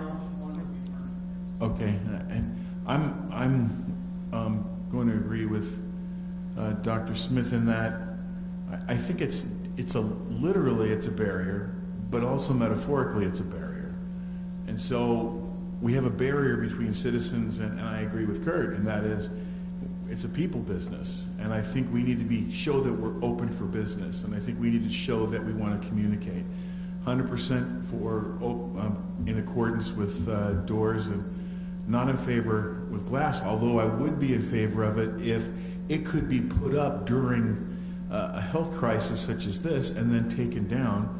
And then if there's a heavy flu season, you could put it up for a month or so and then take it down when that goes away. So I would rather err on the side of being positive, being open to the citizens of Highland, but at the same time being cautious when that is warranted. So is there a way to do this so it's a removable installation, or does it have to be permanent? They have plexiglass up right now. That's going to be, I think what we have is temporary. Plexiglass. Option one would be permanent. So it seems like we all agree and think that we should do the doors without the glass. Does that seem right? So can we make a motion on this? Let me just ask a question on the doors before we. So Nathan, as you look at this 21,000, I understand they were full doors. Do we believe if we had time that we'd get a different type of bidding, or do we believe the bidding we're getting is going to be competitive even in the future? I mean, I recognize we're in an unusual environment with construction. We're having a hard time finding contractors, But when you're talking $10,000 a door, and I have a hard time with how I don't know if we have to go fully engineered. Is this going to have to be fully drawn up and engineered and bonded and bid? And I mean, So the contractor that is Rod Lewis Construction. They did the police. They did the remodel. You guys approved them to do the court clerk last time, so we are going to gain a little bit of cost savings there. We know his work. We know he's easy to work with. You can ask Brian to talk. We, in the past, we've actually talked to people about trying to do this, whether our staff could do it, whether we could do other things. We just have not had a good, especially now, getting contractors in to even talk to us about this much anything else. I think we can get it. I think Mr. Lewis has been fair in dealing with us in the cost. Brian, do you want to talk about Mr. Lewis and your experience? It'll be, that's all I can say based on what we know today. So when we retrofitted the front end of the police department, we had 4 or 5 bids that came in. Mr. Lewis was aboard the contract, and he was fantastic to deal with. He kept me in the loop on every step along the way. They finished the project in time.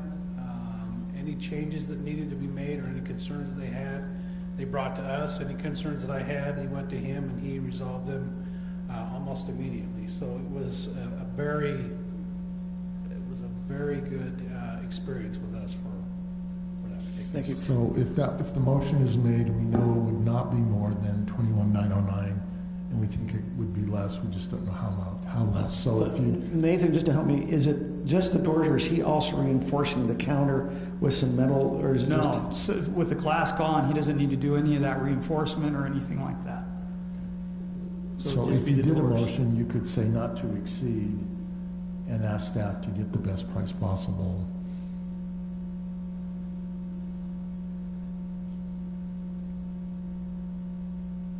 If I could just make a quick comment, you asked about bidding.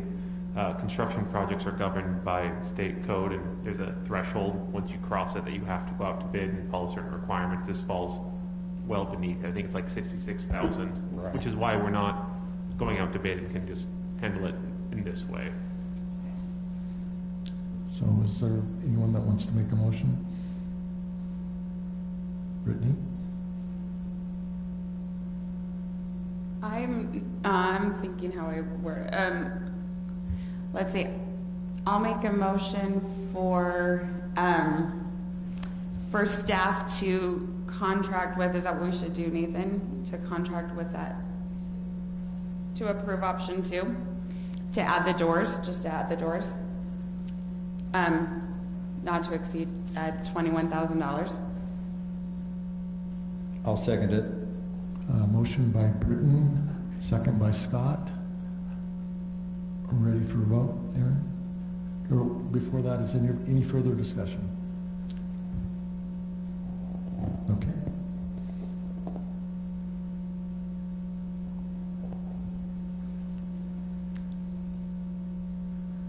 And that passes unanimously. Okay, so now we're back to item 7, and I believe if we are interested in doing what was proposed, that would be its own motion. Mayor, I think there's still... Is that a discussion item? I think, to me, there still needs to be some discussion. Todd wasn't here. I'd like to understand a little bit more about this $200,000 for the shower and laundry. I did not know we were doing that in a well house, which would be probably a lot more expensive if we're running sewer or what we're doing. I mean, I'd like to understand if there's a way to cut some funds back on the shower and laundry, or why we're doing it at a well house. That's actually at Public Works. Oh, is it Public Works? The original plan was down here, and then in talking to staff, it was moved up there, but that was about 6 weeks old. Okay, so it's $200,000 to put a shower and laundry. That's just estimate. We put everything on hold once we got the new direction from the county. So we haven't got bids, we haven't talked to anybody. Right now, there's one restroom, there's sort of a shower, right, Todd? And if you recall, well, Todd, go ahead. You want to jump in here before I? So as Todd comes up, this is the discussion item. There's no vote per se. This is kind of a strategy. Yeah, What direction do you want to take? we talked about this last council meeting, and that was just a placeholder. I mean, we threw a very big number at it because we didn't know, we need to pull out some walls to make this work. And we anticipate that it will be far less than that, but we just threw it in as a placeholder when we were looking at some of the things that we really need to do up there. Until I have bids back and actually something drawn up, I can't finalize that number. But the idea was, so it's one of the biggest complaints we get from wives. We send our guys home filthy with sewer, we have guys that are covered in sewage at times, and it's just not sanitary for them to go home. So it's something that we've wanted, but it's a want for a long time. And so we were hopeful with this CARES Act. It's something that came up and we said, wow, this would be great to do because it really is a sanitation thing. We send our guys home filthy and ruin a lot of home washers and washers, not necessarily dryers, but a lot of the wives say, strip down in the garage. I'm not having you come in the house like that. And so we would really like, if we can, in those situations, to have an industrial washer and dryer here where they can do something like that. We thought, man, this CARES Act is a great opportunity for us to do this, and that is the reason we put it in. Hey, Todd, how likely is it that these public work employees will actually do their laundry?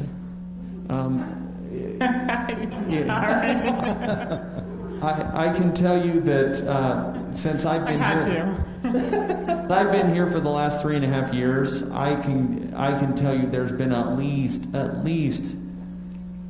20 times that I have seen our guys just filthy. And I'm not seeing all of it.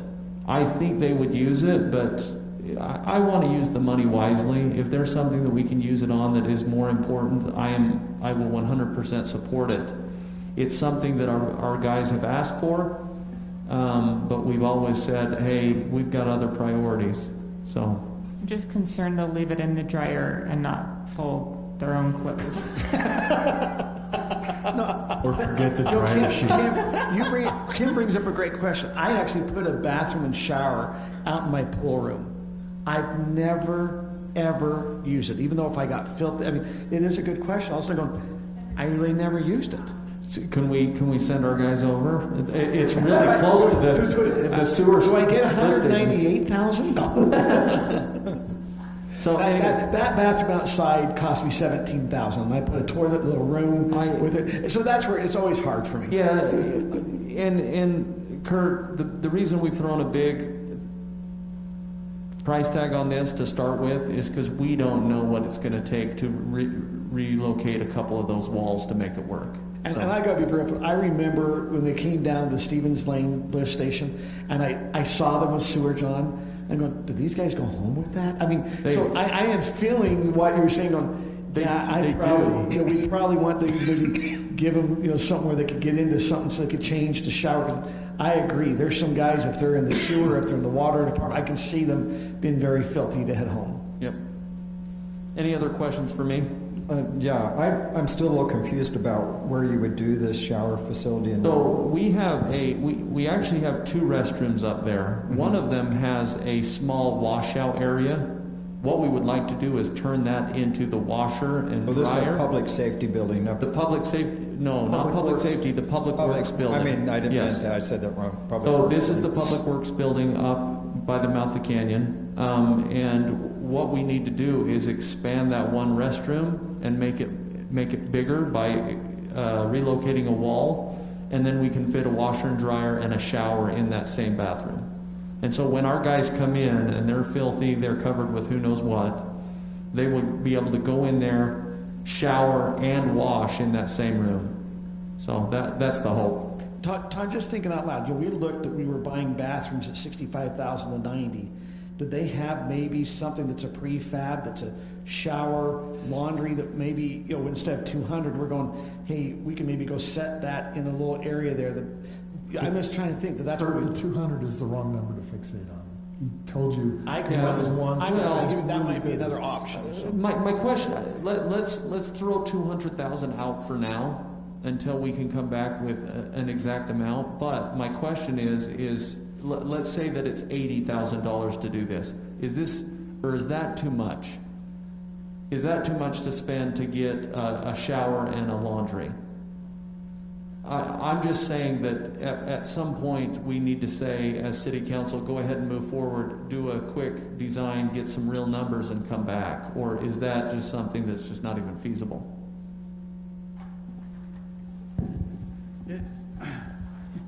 This is going to sound funny, but the other side of this is trying to provide men's and women's restrooms. Say that one more time. The other side of this is trying to provide men's and women's restrooms up there. So that's why you have to expand to 2, right? They can't be unisex? We don't. We have one full one and one little sort of, yes. We have the 2 restrooms that we have done that in the past, where we've assigned one to be women's. We currently don't have, we have some female employees, but right now it's not a full restroom, so. Good question. So. More of a question of executive project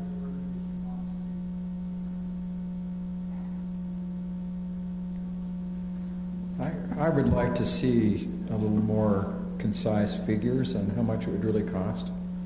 And because I'd like some of these funds to go to the public safety. I think that's a real opportunity we have to allocate, but I'm not opposed to this. I'd just like to see a little bigger, or not a better and more concise.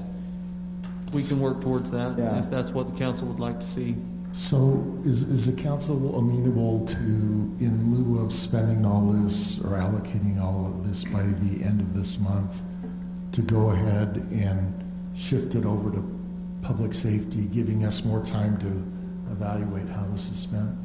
I definitely would be amenable to that, because I feel like we are going into winter with COVID and we can't foresee what other problems are going to arise. I know, Scott, but really... Yeah, I know. I'm an optimist. I know. Yeah. And I mean, it might be no problems whatsoever and we can proceed with these ones, but it's almost like a reserve system that we can then use for anything that crops up that takes priority over these issues. I agree. I'm fine in using the money towards the public safety, and then as we look, I'm actually I'm in favor of looking in what the cost would be for the shower and laundry also. Yeah. Okay, so is there anything more you need? No. Thank you. Thank you, council. Good discussion. Really appreciate it. Next item, discussion by Ms. Wells about, or Ms. Wells, and your name isn't shortened. Should I just, for grin's sake, say or Ari? I'll take it. Okay, Ari it is, or Ari. Mayor and council, this is going to be a discussion about the cemetery. To give you some background, I wanted to give an overview of the Perpetual Care Fund, as I think it'll help in the discussion. And many of you weren't here when we set it up. So in 2017, we went through a process with the city council at the time to create a Perpetual Care Fund for the cemetery. The idea is that we would begin saving money, build up a corpus that we could then use the interest from the corpus to pay for the cemetery long-term. Corpus. I didn't have my glasses. I thought it was corpse. I thought it was corpse. I didn't have my glasses. I go, interest from a corpse. This is bad. Corpus is a financial term. And we're going to move on. So eventually our cemetery is going to be all sold up, and eventually no more individuals will be buried because the graves have all been used. And so at that time, how do you pay for the cemetery is the question. So a cemetery perpetual care fund was created for that intention. It's kind of created in theory right now, because right now what the previous council decided is that we wanted to pay back the general fund for its purchase of capital, specifically the cemetery itself, the land, before we started building up the perpetual care fund itself. We still have about $560,000 left. It'll take us about 7 years to get there. Again, these are very about numbers because it fluctuates from one year to another how many cemetery plots we sell. And expenses like last year, it was only about $25,000 that was put from the care fund into the general fund because we bought the cemetery fence, and so that ate up a lot of the money there. And then moving forward with the perpetual care fund, the council at the time did feel that it was important for the general fund to share some of that. So the idea is the city as a whole benefits from the cemetery, not just the individuals who own plots there. And so the city as a whole should pay for some of the cemetery. And so the allocation was 25% of the capital costs will be paid for by the general fund, and then 10% of the ongoing maintenance costs as well will be paid for by the general fund. But then the remainder hopefully comes from the interest from the perpetual care fund. A couple other things to know. So as a result, every year when we bring you the updated fee schedule, it includes a 3% increase to the plot purchase fees for the cemetery, again to try and help build that fund. And then the intention was to update the analysis of the fund just to kind of see where we're at, see if we need to make any adjustments every 5 years. So it would have been in 2022. Any questions about the care fund? All right. Just when you say interest, is there a certain percent that we believe we have to make sure that we're at least getting 2% interest to start maintaining it? Or, I mean, is there a certain criteria that we've set that has to meet to be able to do that? I know that there were assumptions in the original study. I believe it was between a 2 and a 3% we assumed is what we would be getting. So it has to be, what is it called? The Public Treasury Investment Fund, something to that effect. State law governs where we can put our money, and that interest rate was essentially allocated to the assumptions when we did the study. We have no money in that fund at this time because we deplete it each year to pay back. Is that correct? Right. There's no money in a capital fund at the end of the fiscal year.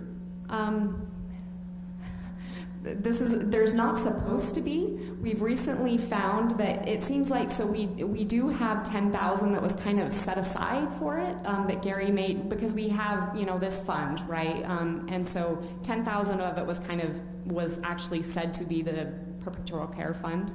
So there might be a little bit in there. Is it more than 10,000? Stephanie? Okay, that's a little more than 10,000. There's $70,000 that was not transferred to start paying back the general fund that stayed in the perpetual care fund. Is that what you're just mentioning? I'm sorry, no, I don't. You say 70,000? I think she thought 10,000. 10. Okay, I thought you said, okay. Oh, 10,000, excuse me, no. Yeah, Kurt, so what Gary, when he was here, he set up a PTIF account for the cemetery perpetual care fund. And in that, he initially invested $10,000. So in answer to your question as to what is in there right now, it is $10,000 plus whatever interest we have earned, which used to be a lot more. We used to be getting about 2.65% per month, and now we're not getting that much. So, Stephanie, do you have approximately an estimation about how many burial plots are still available? Oh, Erin, can you help me out on this one? Do we know exactly how many? I think we decided we've only sold maybe a third of our plots. So we have about 2/3 left, and each Correct. year they get more expensive. Right now, I believe they're $1,003. Is that correct? So right now our resident rate is $1,108. $108. Okay. The perpetual care fund, I will say, the study is a bit, I don't want to call it theoretical. It is very far-reaching in that we do believe it's going to take us years and years because of the high amount of plots we still have available. It's going to take us years before we get to the point where we're sold out of plots, whereas like American Fork is completely sold out. But we felt like it was important to address this now so that we didn't get, because we do hear about other cities struggling with this. All of a sudden they have no money to take care of the cemetery because plot sales have stopped. I think we looked out 50 years plus. Yeah. And that's when it started to generate enough money. Yes. And there may be other ways to start generating money sooner, but we can talk about those. So I'm sorry, how many plots do we have in there and how many have been sold? We think that, I'm sorry, give me a moment and I'll look that up, but we think it's about only a third of the plots that have been sold. Give me just a minute. I can try and multitask, I'm sorry, so you don't have to, well, I don't want to shift to that until we're done with these questions. Give me just 1 second.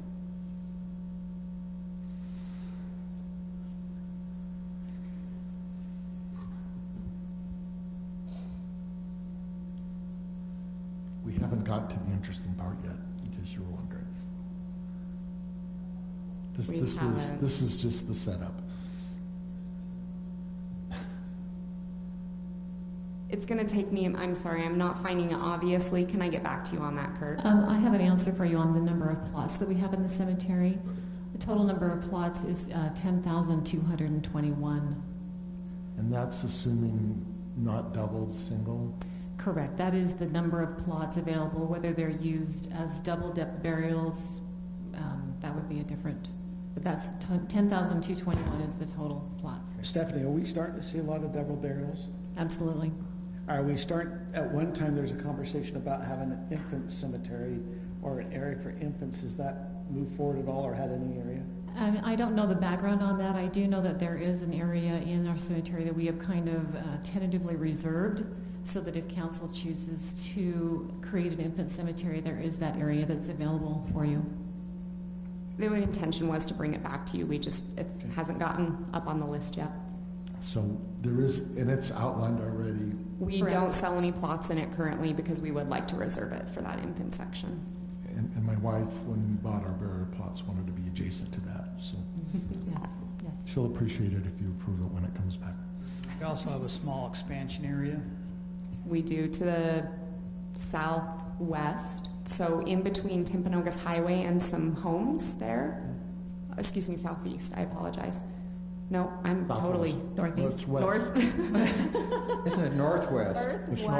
Northwest. I need to reorient myself.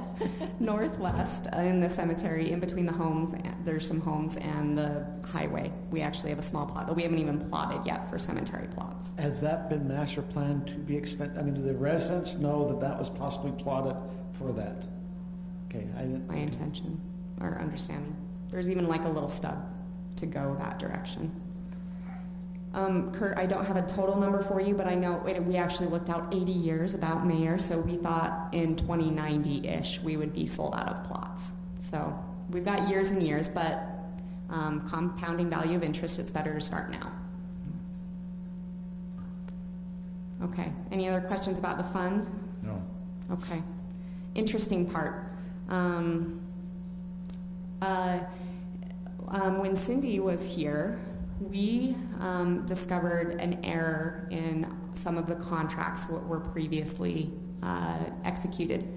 So typically what happens, a family can either pre-plan and come and buy plots whenever they would like to. And if they do that, they pay for the plots at the time of purchase, or they can purchase them when they need them at the time of an opening and closing. However, our practice is to not accept payment for opening and closing until you are using that plot, just in case our fees change, or we have different rates for weekends versus weekdays, double dep versus single dep, so we don't want you to make that decision until you actually need the grave. But you can buy the plot ahead. You can buy the plot ahead, but you can't pay for the opening and closing ahead. Okay. Unfortunately, and I'm going to show you an example, some of the contracts executed over a number of years show that the opening and closing fees were paid for at the time of purchase, and they were not paid for. So let me hand this out. So the effect is that you bought a grave inclusive of opening and closing. But they're saying on the contract it was marked, but when they bought the grave or the They plot, paid for the plot, but they got a bonus of a free opening and closing. what do you mean by Exactly. bonus? Was there any money exchanged for that? No. Just for the plot itself, not for the opening and closing. So how do we, is The way there? the contract was worded, and Okay, it's the way the contract's worded. So if you look at the contract that's being passed around, and I've got a screenshot of it up on the screen as well. So, let me get the laser pointer.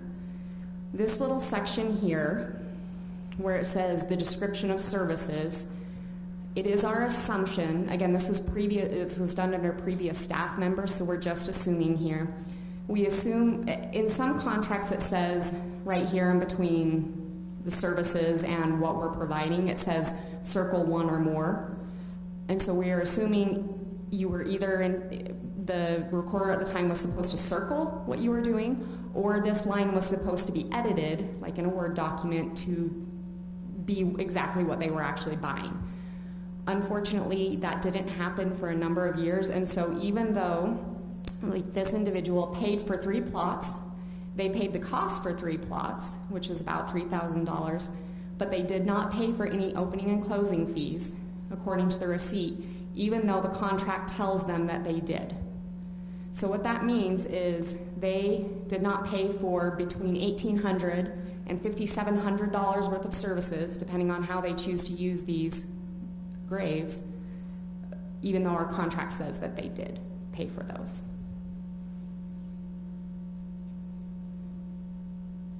So how big of a deal is this? Oh, I did want to say we have fixed our contract. So I'll let you guys look at that as well. Is this something that you noticed or that you had?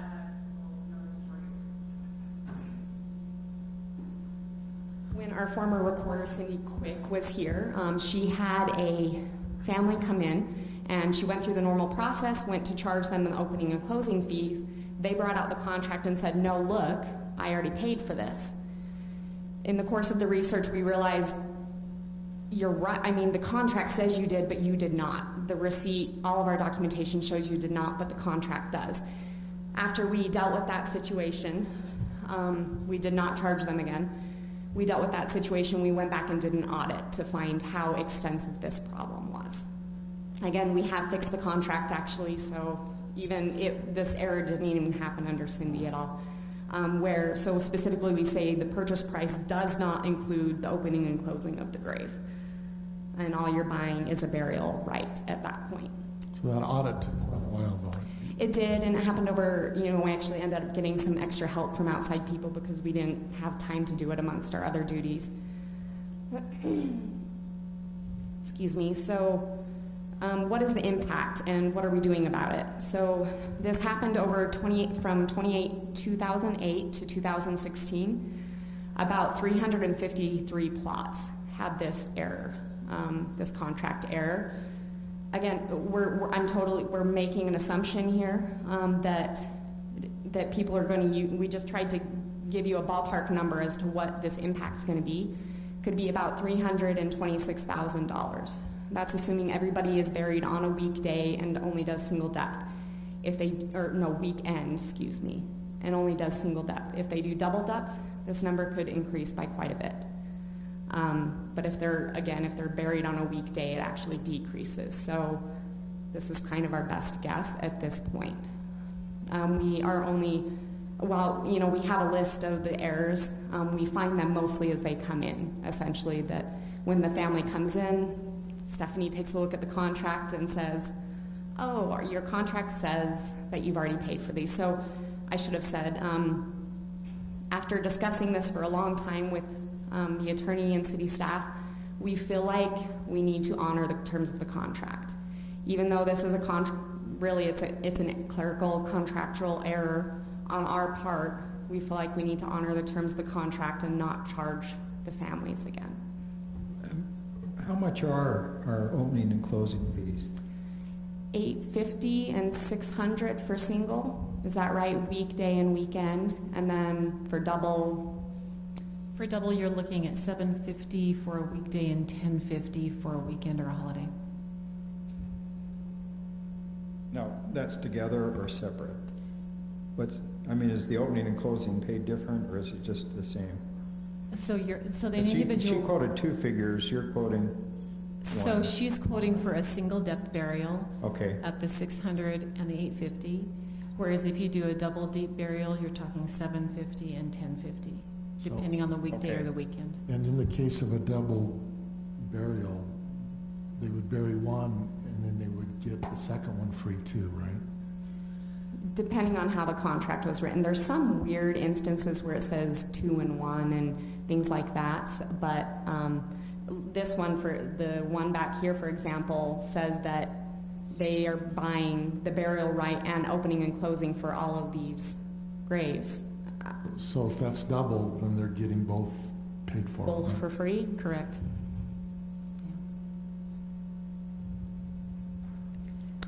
So, not good news. I just want to hear from our lawyer to make sure that this is legally what you would do, even though the contract isn't fulfilled financially. Yes, short answer. But the reason behind it is it's clearly an error on the city side. We wrote the contract incorrectly. We had different versions of it out. The problem is it's not a normal back and forth contract. We're not, negotiating with people coming in to buy it. They sit down and the city says, here's the contract, here's the price. They read it, and if it says, I'm buying a plot, I'm buying open and closing, that's what they understood. The city understood something completely different, but there's a legal principle where you can correct mistakes, but it has to be mistakes by both parties. One party's mistake is, well, you should have read your contract. And it's unfortunate, but especially when you had an example of a family that came in and said, we paid for that, that's what we understood. I would recommend you honor what's written, because that's what the person signed. That also just seems like the right thing to do at that time for people, It seems like a time you don't want to be a jerk. Sorry, I don't advise what's right or not, I just give the legal opinion.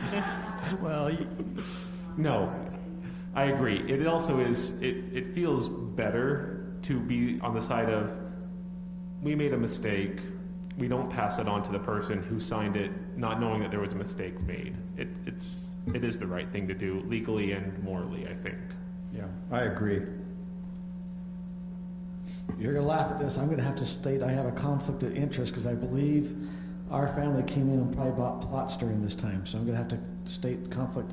Not 100% of the families or of the individuals who got a contract during this time were in error. So we'll have to pull yours, Kurt, and see if, who knows. The one question I would have is when we were looking at some of our plots, so we bought some, did the cemetery start, was it 2001 or 2000? You're pushing my brain. So somewhere in there, we bought some and then we came and bought some others during this time period, 2008, 2016.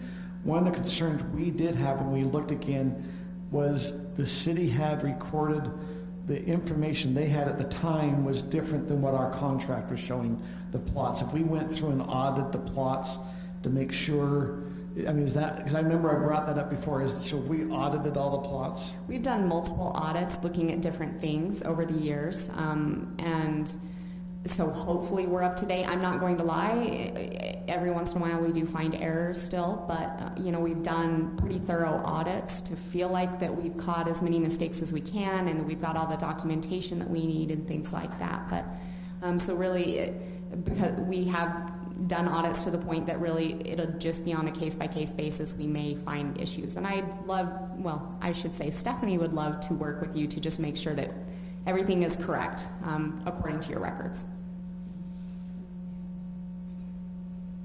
So based on all of this information, I have two questions for you, Council, two areas that we're requesting guidance. And I think you've already given us on the first in terms of this. We have proceeded, from this point, we have proceeded to not charge families and honor the contract. So it sounds like Council is on board with that. The second question is, based on this information and based on the fact that it is going to impact the perpetual care fund, do you want to bump up the timeline on the updated study and do one now? The goal would be, we'd have a few different goals on here. What does this do to the fund long term? Do we have to make any changes because of this error? Another question we kind of discussed today, do we really want to start building that corpus, that fund now, rather than waiting until the general fund's paid back? And then we would just do a general update, check our assumptions, that kind of a thing. So so Zions Bank did the study for us originally, and talking to them, they're happy to do an update for us. They would bill us on a per hour rate not to exceed $5,000 is the proposal we received from them. Again, this is 2 years early. We weren't supposed to do this till 2022. Part of me feels like it's important to do now, just because I don't want, I would love to know what the impact is on this, and frankly, I worry that in 2 years we'll have kind of maybe we'll have forgotten about this, or staff members, I don't know. It would be good to get it done now, just while it's fresh in our minds, type of a thing. So I would recommend we do the study now. And the assumption I think we're making is that from this time forth, we're going to change and use this new contract so that we have that separate. Yeah, since sometime in 2016, we've used this updated contract. The update is since 2016. Yes. Okay. It just took a long time to do that audit. It took hours. Oh yeah, well, and we didn't, because even though, so the family bought a plot 2008, 2016, but they didn't come in and use it until, it would have been when Cindy was here, so it might have been even in early 2020 or late 2019 that this happened. So, that we realized the contract error. So, I agree with Scott. Do it now. Do it now. Sounds like that's a consensus. Okay. We will move forward that direction, Council. Thank you. Okay, and then future meetings, the City Council work session is next week. Same bat time, same bat station for those of you that are old enough. I think when Tim came back, he might have an item maybe for just a communication or discussion. It's not something, Tim, I just brought up that maybe you had a question on something that you wanted to bring up in the staff discussion or council discussion. The hint is blue. Pardon me? The hint is blue. I don't need a hint. I need help turning this on, but I don't need a hint. I just wanted to discuss briefly the Blue Bison development, just because I would like an update from those who were able to meet with the contractor, because I'm not able to do that because I work several miles away during the day. So those that did meet with him, I believe you did, didn't you? It's Brittany and Kurt. Brittany and Kurt, okay. Would you mind giving an update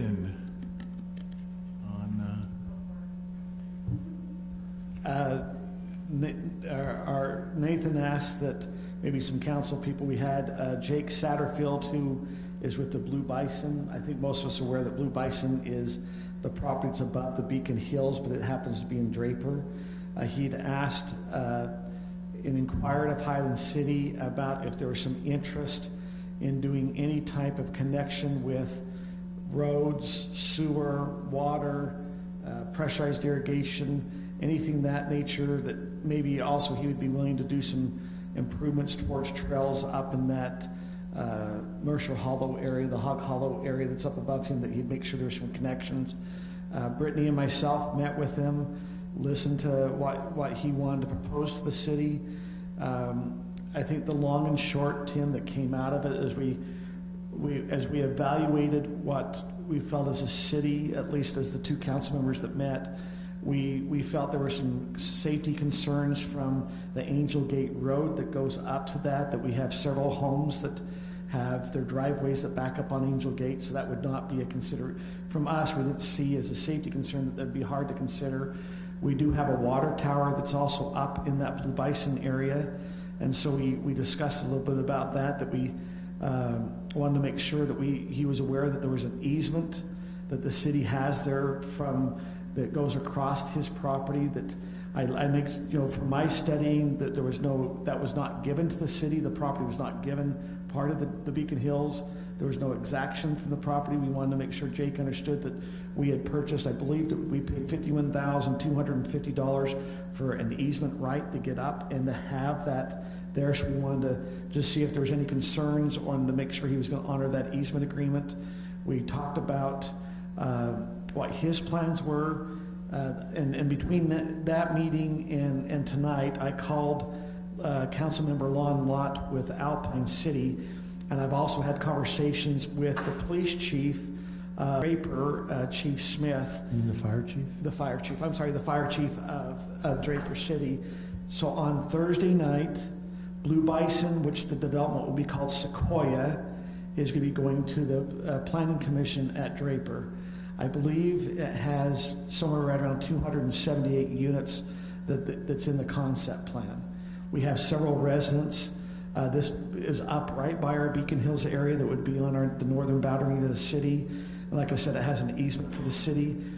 In discussing with the fire chief with Draper, and it's also, you can see that in the staff report that Draper City put out.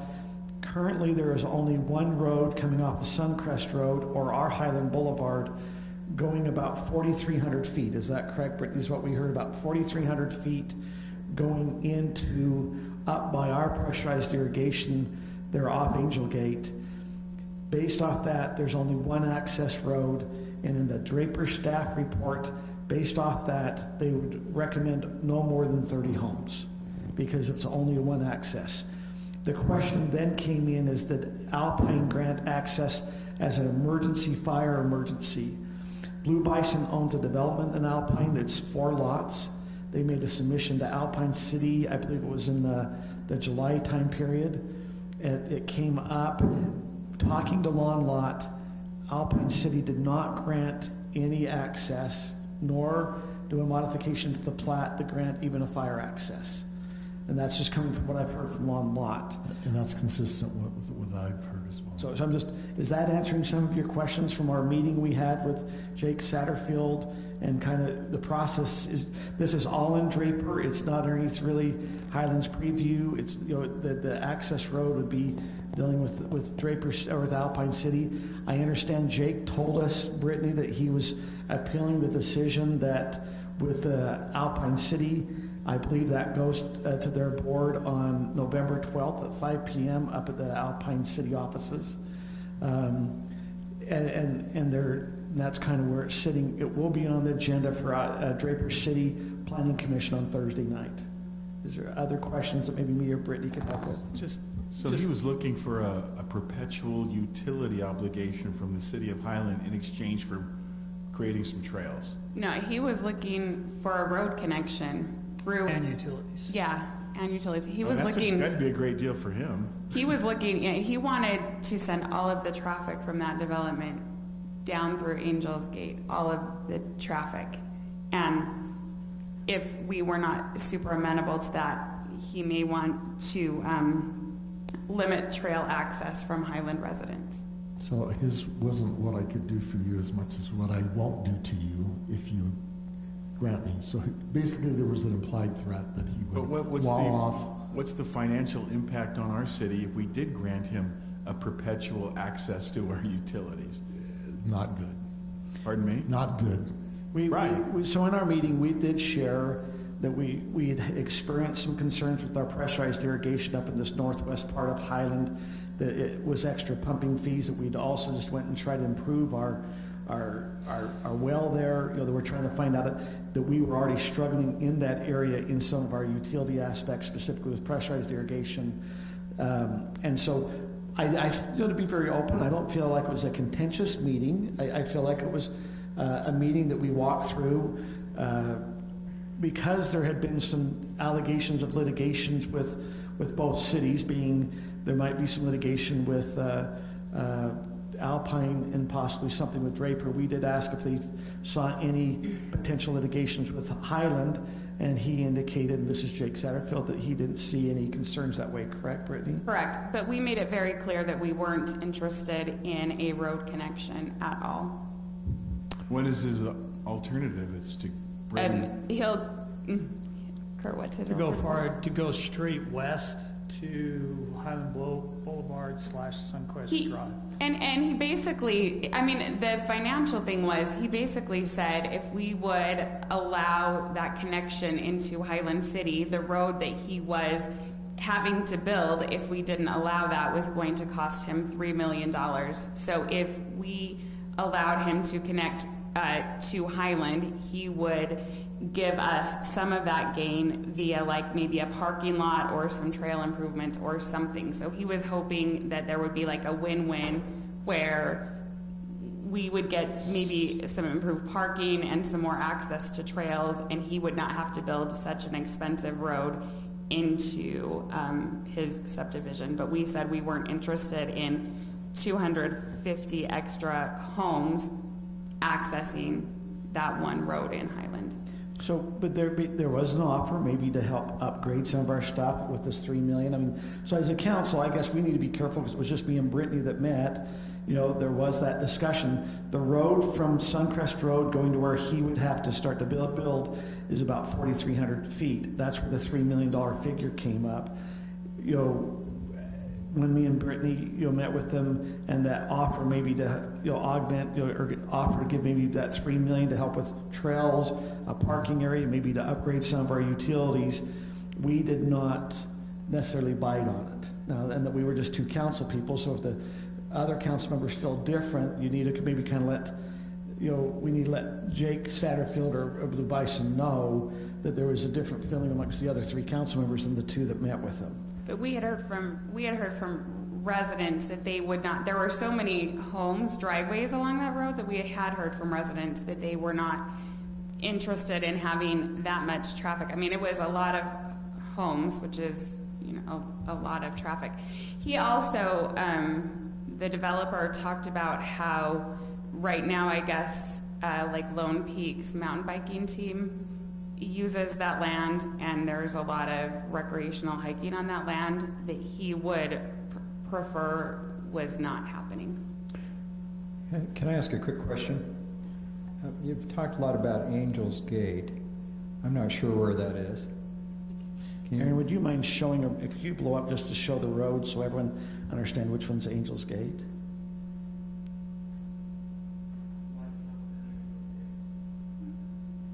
Beacon Hills neighborhood. Well, I know it's in Beacon Hills. I just wasn't sure where the connection would be. Just to clarify, the item on the agenda for Draper is a concept plan. It doesn't have any binding effect based on what the staff report says.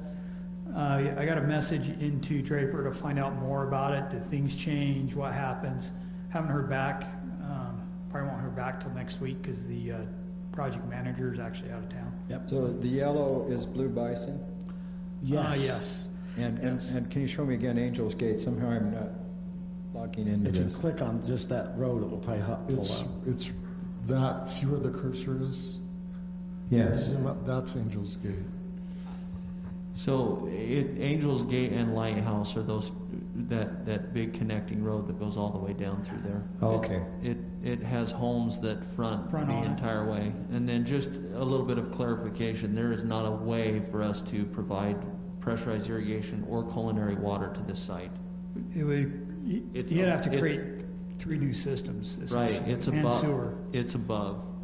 It's above everything. And we already have a small parking lot up there, is that right? Mm-hmm. 2.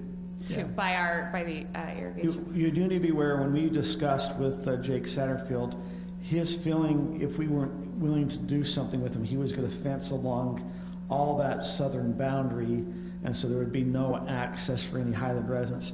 We discussed that we felt like that there might be some, we felt it was the opposite, that if the kids that are living in his subdivision would be going to Lone Peak, that they might like to visit down into the neighborhood down there.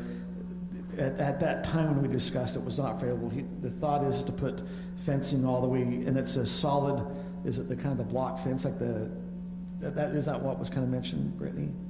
I don't remember specifically what kind of fence. Okay, but that's what came from our visit with Jake Satterfield. Like I said, it was for him to kind of see if there's some interest. I think we were trying to be more courteous to see that, hey, we recognize that you're going to be a builder right on the border of Highland. We wanted to understand what you were doing, want to understand your request. But from my feeling is I'm not interested in having any connection and having that pressure come down into the Beacon Hills area. I'm in agreement with that. I did ask him if he wanted to meet with the mayor, and I think, Kim, you mentioned that you would be available this week or last week, and he said no thanks. So I think he got direction from. That could also be because the last time I spoke with him, it was, I don't yell, but I did say it will be 80 degrees on Christmas before we ever allow. I mean, when he came in, it seemed like he wasn't super surprised. It's been a consistent by message the response for 2 or 3 years. I mean, it's never been in our master planning. We can't sewer it. We can't water it. And I think that's good to know. I mean, the other concern in talking to Chief Smith with Draper City, his concern is that road that comes off of Suncrest is going to go over like a little ravine, and that ravine is very wooded. It is a wildland interface area, and so there is a great safety issue there. And I believe he's already talked. I know that Chief Smith mentioned he's talked with Chief Thompson, because some of my conversation was who's planning, who would be closest to service this? Is there an interlocal agreement that you're thinking if there's a development, are we closer, who's closer, and wanted to understand. His feeling was that he maybe thought that Alpine had granted emergency access over into Alpine. That was why I called Lawn Lot, just to verify what they had approved. His Chief Smith's with Draper's feeling still was, even though there might be emergency vehicles, he needed to make sure it was a free-flowing access, because if that one that comes in has a fire over that little ravine area, he needs to make sure that everyone can get out and has access. And so that was still, I know that was a contentious area, I think, with the developer.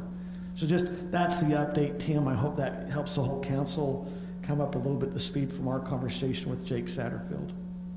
I'd like to express thanks to both Kurt and Brittany for meeting with them and spending your time. How long do you think you were there? A couple hours? Okay. Appreciate that. Okay, next meeting is next week, our work session. I did send out an email this afternoon that has links to survey data from the last 2 years that relate to what we're talking about. And that includes willingness to fund things and comments. Those are always fun to look to. Just the comments related to parks that have parks and trails in the name or in the text. So happy prepping for that meeting. So I have a couple of questions, if I can ask you. Sure. So did we choose to talk about the cemetery during October, close to Halloween, or is that? Ironic, but no, it just finally got on the agenda in October. Scott, maybe we ought to do a tour after our work session next Tuesday. A cemetery. Yeah, we could do that. We know that Councilwoman Bills really likes Halloween. And I also have a dead bug in an envelope right here. As we're looking at the calendar, one question is, as we do look at Halloween, as you bring that up, Scott, we've always done the Halloween walk. We canceled Halloween. Okay, I'm going to now bring it up. Halloween's still going on at my house. I will make a special shoot for the candy. But as we go, are we thinking, do you know if we're doing anything with the pumpkin walk being outside or things that way? Is that still on? We were so excited for the pumpkin walk because it was going to be a totally COVID-friendly event. Unfortunately, it was one family who carved a majority of those pumpkins. That family has moved out of state, and we found that out at the beginning of October. Or end of September, I believe. So unfortunately, there is no pumpkin walk this year. We'd like to bring it back in future years, but couldn't do it this year. We are planning a trick-or-treat street. It will, depending on the state of COVID, will either be like a drive-by, similar to what we did with the parade, or it will be, so we will do it at Town Center just because we can do we've got enter and exit points with the gates, and we can do contract tracing and things. So we're hoping that it can be a walkthrough type of a thing where businesses, kind of like Trick or Treat on Main Street that American Fork does, where different entities can hand out things. You know, we'll kind of do a cute little path, or it might be drive-by. But yes, there will be something. What day you're looking to do that? It's in the newsletter. Oh, I guess. I believe it's, give me 1 second. Maybe as a council, we should do a trick or treat trail. I'll make a Halloween shoot. I've already thought it up. It's just going to be a COVID where the candy's going to go down and slide down to their bag. I'm coming Aaron, to I've your got house. that. It's on October 30th from 5 to 7 p.m. Thank you. I thought, yeah, that right day before Halloween. Yes, if assuming we are able to do it, we'd love to have, you know, so not just businesses, but the library can do a booth, city council can do a booth, whoever would like to could do a booth, and if you feel comfortable. Have them talk to me. I might have some things we can do with some singing and animated stuff. That would be great. I know that you have been a big supporter of our pumpkin walk, so I will have Corinne reach out to you. I like it. I've always enjoyed it. I've come many years to it. I've enjoyed the pumpkin walk. Todd has a great costume, I hear. And I mean, next year we could have it where Highland residents contribute to the pumpkin walk. That's what our school is doing. All the kids are carving their own pumpkins and doing a pumpkin walk that way. Yeah, and we just felt like we didn't have enough lead time to organize that, but we would love to do that next year. I think that's the direction we'll move. So it's in the newsletter. Are we going to try to advertise a little more about this October 30th trick or treat? Have we got a hold of the businesses to see who might participate? I know that Corinne has reached out to businesses, and we put it in the newsletter. We were kind of waiting a little bit to see if poor Corinne's back in the wait and see time frame, unfortunately, with her events. You know, how bad is COVID going to be during Halloween? So we probably won't have a definite plan, I would bet, until 2 weeks, maybe out, but you're right, we can do some more social media promotion and things at this point. So. All right, I would entertain a motion to adjourn to closed session. Can I ask one last question? And because I want to get to the session, and I don't want us to discuss this right now, but 10 months ago, there was a council vote to look into allowing the Peck and Williams to join the pressurized irrigation and hopefully eliminate the irrigation ditch through a city trail in Wimbledon. I understand that was supposed to come back to the council at some point. Kurt asked about it in April, I asked about it in July. I'm just wondering if we could maybe at some point in the near future discuss that. We don't have to discuss it tonight because we need to go into executive session, but